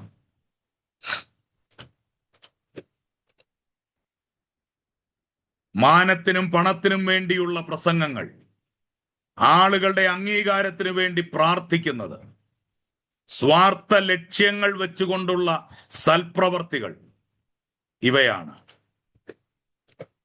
ആണ്ടിലൊരിക്കൽ പാപപരിഹാര ദിനത്തിൽ മഹാപുരോഹിതൻ മേൽപ്പറഞ്ഞ അലങ്കാര വസ്ത്രങ്ങളൊക്കെ മാറ്റിവെച്ച് ഒരു ലളിതമായ വെള്ളക്കുപ്പായം മാത്രം അണിഞ്ഞുകൊണ്ട് അതിവിശുദ്ധ സ്ഥലത്തേക്ക് പ്രവേശിക്കുന്നു. അതിവിശുദ്ധ സ്ഥലത്ത് നിന്ന് പുറത്തു കടന്ന് ജനത്തിന് മുൻപിൽ അദ്ദേഹം പ്രത്യക്ഷപ്പെടും. അങ്ങനെ പ്രത്യക്ഷപ്പെടുന്നതിന് മുമ്പ് വീണ്ടും അലങ്കാര വസ്ത്രങ്ങൾ അദ്ദേഹം ധരിക്കേണ്ടതായിട്ടുണ്ട്. ഇത് സൂചിപ്പിക്കുന്നത് കർത്താവിന്റെ മുൻപിൽ നാം ഏറ്റവും ലാളിത്യത്തോടും താഴ്മയോടും നുറുക്കത്തോടും കൂടെ ആയിരിക്കണമെന്നും ജനത്തിന് മുൻപിൽ അഭിഷേകത്തോടും മുഖപ്രസന്നതയോടും കൂടെ ആയിരിക്കണമെന്നുമാണ്. നമ്മുടെ ഉപവാസവും ആത്മതപനവും ആളുകളെ കാണിക്കാൻ വേണ്ടിയല്ല. വിശുദ്ധ വസ്ത്രം ദൈവസന്നിധിയിൽ മതി. ജനത്തിന് മുൻപിൽ ഉപവസിക്കുന്നവരെ പോലെയല്ല, വിരുന്ന് കഴിഞ്ഞ് വരുന്നവരെ പോലെ ആയിരിക്കണം. ഇതാണ് ദൈവം ആഗ്രഹിക്കുന്നത്. പ്രിയമുള്ളവരെ, അനേക ക്രിസ്തീയ പ്രവർത്തകരും അവർ ചെയ്യുന്ന കാര്യം തങ്ങളുടെ രൂപഭാവത്തിലൂടെയും അവരുടെ വാക്കുകളിലൂടെയും തങ്ങൾ ദരിദ്രരെന്ന് കാണിച്ച് അവർ ദാനങ്ങൾ വാങ്ങുകയാണ്. ധർമ്മം വാങ്ങുന്ന ഭിക്ഷക്കാരെ പോലെ. എന്നാൽ സ്വർഗത്തിനും ഭൂമിക്കും നാഥനായ കർത്താവിന്റെ ദാസൻ അന്തസ്സുള്ളവരായിരിക്കണം.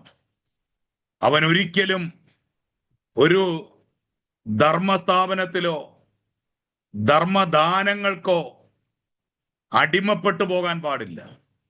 മനുഷ്യരുടെ ഔദാര്യം കൂടാതെ അവന്റെ ആവശ്യങ്ങൾ നിറവേറ്റാൻ അവന്റെ യജമാനൻ ശക്തനാണ്. അതുകൊണ്ട് ആളുകളുടെ മുൻപിൽ നമ്മുടെ ലളിതമായ വെള്ളവസ്ത്രങ്ങളെ നമുക്ക് മറച്ചു വെക്കാം. അവരുടെ മുൻപിൽ അലങ്കാര വസ്ത്രങ്ങളോടെ പ്രത്യക്ഷപ്പെടാം. ക്രിസ്തീയ ജീവിതത്തിന്റെ 3 തലങ്ങൾ, സമാഗമന കൂടാരത്തിന്റെ 3 ഭാഗങ്ങൾ, പ്രാകാരം, വിശുദ്ധ സ്ഥലം, അതിപരിശുദ്ധ സ്ഥലം. ഈ 3 തലങ്ങളിലുമുള്ള ക്രിസ്തീയ ജീവിതത്തിനും സദൃശ്യമായാണ് താഴെ പറയുന്ന 7 മേഖലകളിലും അവ പ്രസക്തമാണെന്ന് കാണാൻ കഴിയും. 1, ആത്മീക വളർച്ച. ആത്മീയ വളർച്ചയുടെ 3 തലങ്ങൾ. ദൈവത്തിൽ നിന്ന് പാപക്ഷമ പ്രാപിക്കുക. 2, ദൈവത്തെ ശുശ്രൂഷിക്കുക. 3, ദൈവത്തോട് കൂട്ടായ്മ ആചരിക്കുക. 3 തരം ക്രിസ്ത്യാനികളെ നമുക്ക് കാണാം. ജഡീകനായ ക്രിസ്ത്യാനി, ദേഹിയുടെ തലത്തിലുള്ള ക്രിസ്ത്യാനി, ആത്മീയനായ ക്രിസ്ത്യാനി. പരിശുദ്ധാത്മാവിന്റെ ശുശ്രൂഷ, പരിശുദ്ധാത്മാവിൽ നിന്നുള്ള ജനനം നമ്മളിൽ സംഭവിക്കണം. പരിശുദ്ധാത്മ സ്നാനം ഉണ്ടാകണം. ദിനംതോറും പരിശുദ്ധാത്മാവിനാൽ നടത്തപ്പെടണം. ഇനി ദൈവത്തോടുള്ള 3 മനോഭാവങ്ങൾ. 1, നമ്മുടെ സമർപ്പണം. 2, സ്തുതി. 3, നന്ദിയോടെ ആരാധിക്കുക. ഇങ്ങനെ നാം ചെയ്യുമ്പോൾ ദൈവത്തിൽ നിന്ന് ലഭിച്ചുള്ള ആത്മവരങ്ങളും അനുഗ്രഹങ്ങളും നാം സ്മരിക്കുകയാണ്. സ്തുതിയിൽ ദൈവത്തിന്റെ മഹത്വത്തെയും നമുക്ക് വേണ്ടി പ്രവർത്തിക്കുന്ന വലിയ ശക്തിയെയും നാം ഓർക്കുന്നു. ആരാധനയിൽ നാം ദൈവത്തിങ്കിലേക്ക് തന്നെ നമ്മുടെ ശ്രദ്ധ കേന്ദ്രീകരിക്കുന്നു. അവിടുന്ന് ആരായിരിക്കുന്നു ഇതറിഞ്ഞുകൊണ്ട് നാം ദൈവത്തെ ആരാധിക്കുന്നു. വെളിച്ചത്തിന്റെ 3 തലങ്ങൾ. മാനുഷിക വിവേകം, ദൈവവചനത്തിന്റെ ഉപദേശം, ദൈവിക സ്വഭാവം.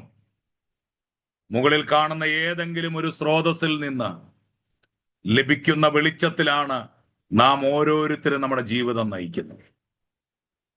പ്രകാശത്തിലെയും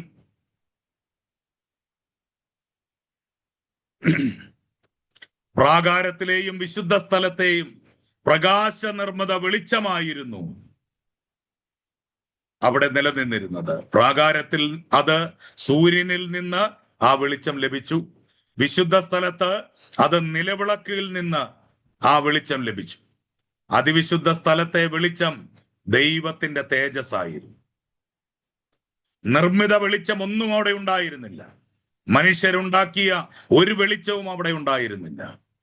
3 തലങ്ങളിൽ ഫലദായകത്വം. 30 മേനി, 60 മേനി, 100 മേനി. ഇത് വിതയ്ക്കുന്നവന്റെ ഉപമയിലെ നല്ല നിലം 3 തരത്തിലുള്ളതായിരുന്നു. മോശമായ നിലങ്ങൾ പോലെ ഫലദായകത്വത്തിന്റെ അളവ് എത്രത്തോളം ഒരാൾ പൂർണ്ണ മനസ്കനാണ് എന്നതിനെ ആശ്രയിച്ചിരിക്കുന്നു.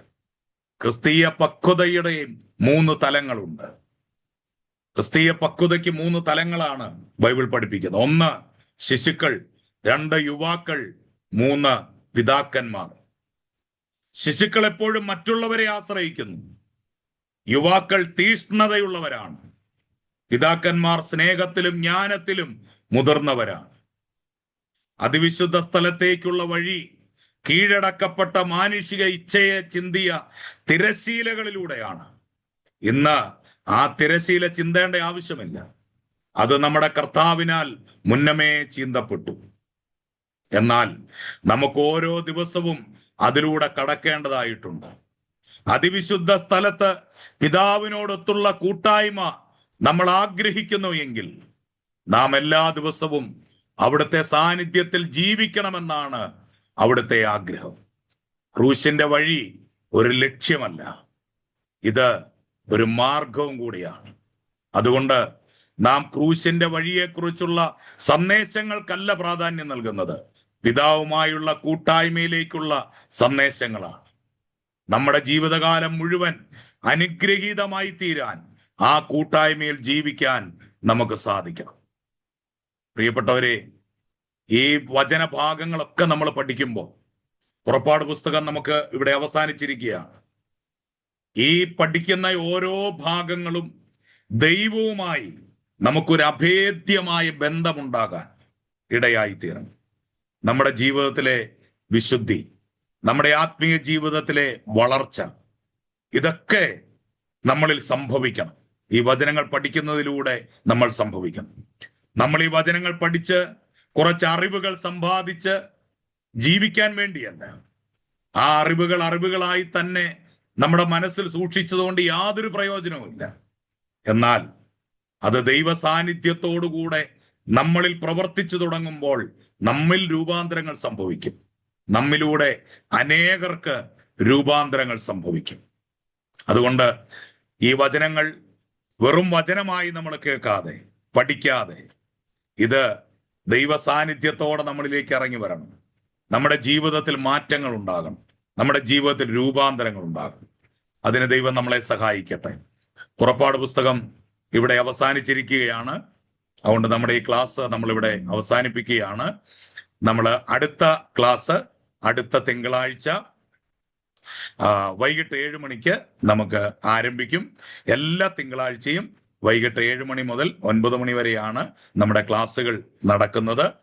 അതുകൊണ്ട് യൂട്യൂബിൽ കാണുന്നവരോട് പ്രത്യേകം പറയുന്നു, ഈ ക്ലാസ്സുകളിൽ നിങ്ങൾ ജോയിൻ ചെയ്യാൻ താല്പര്യപ്പെടുന്നുണ്ടെങ്കിൽ ദയവായി ഒരു വാട്സപ്പ് മെസ്സേജ് അയക്കുക. ഈ വീഡിയോയോട് ചേർന്ന് എൻ്റെ നമ്പർ കൂടെ ഞാൻ ആഡ് ചെയ്യുന്നുണ്ട്. ആ നമ്പറിൽ വാട്സപ്പ് സന്ദേശം അയക്കുക. ബൈബിൾ ക്ലാസ് എന്ന് ടൈപ്പ് ചെയ്ത് ഒരു വാട്സപ്പ് മെസ്സേജ് നിങ്ങൾ അയക്കുക. നിങ്ങളെ ഞങ്ങളുടെ വാട്സപ്പ് ഗ്രൂപ്പിലേക്ക് നമുക്ക് ആഡ് ചെയ്യും. നിങ്ങൾക്ക് നോട്ട്സ് കൃത്യമായിട്ട് ലഭിക്കും. മുൻപോട്ടുള്ള മാർഗനിർദ്ദേശങ്ങളും അതിൽ ലഭിക്കും എന്ന് പ്രത്യേകിച്ച് ഓർപ്പിക്കുന്നു. ദൈവം നിങ്ങളെ സമൃദ്ധമായി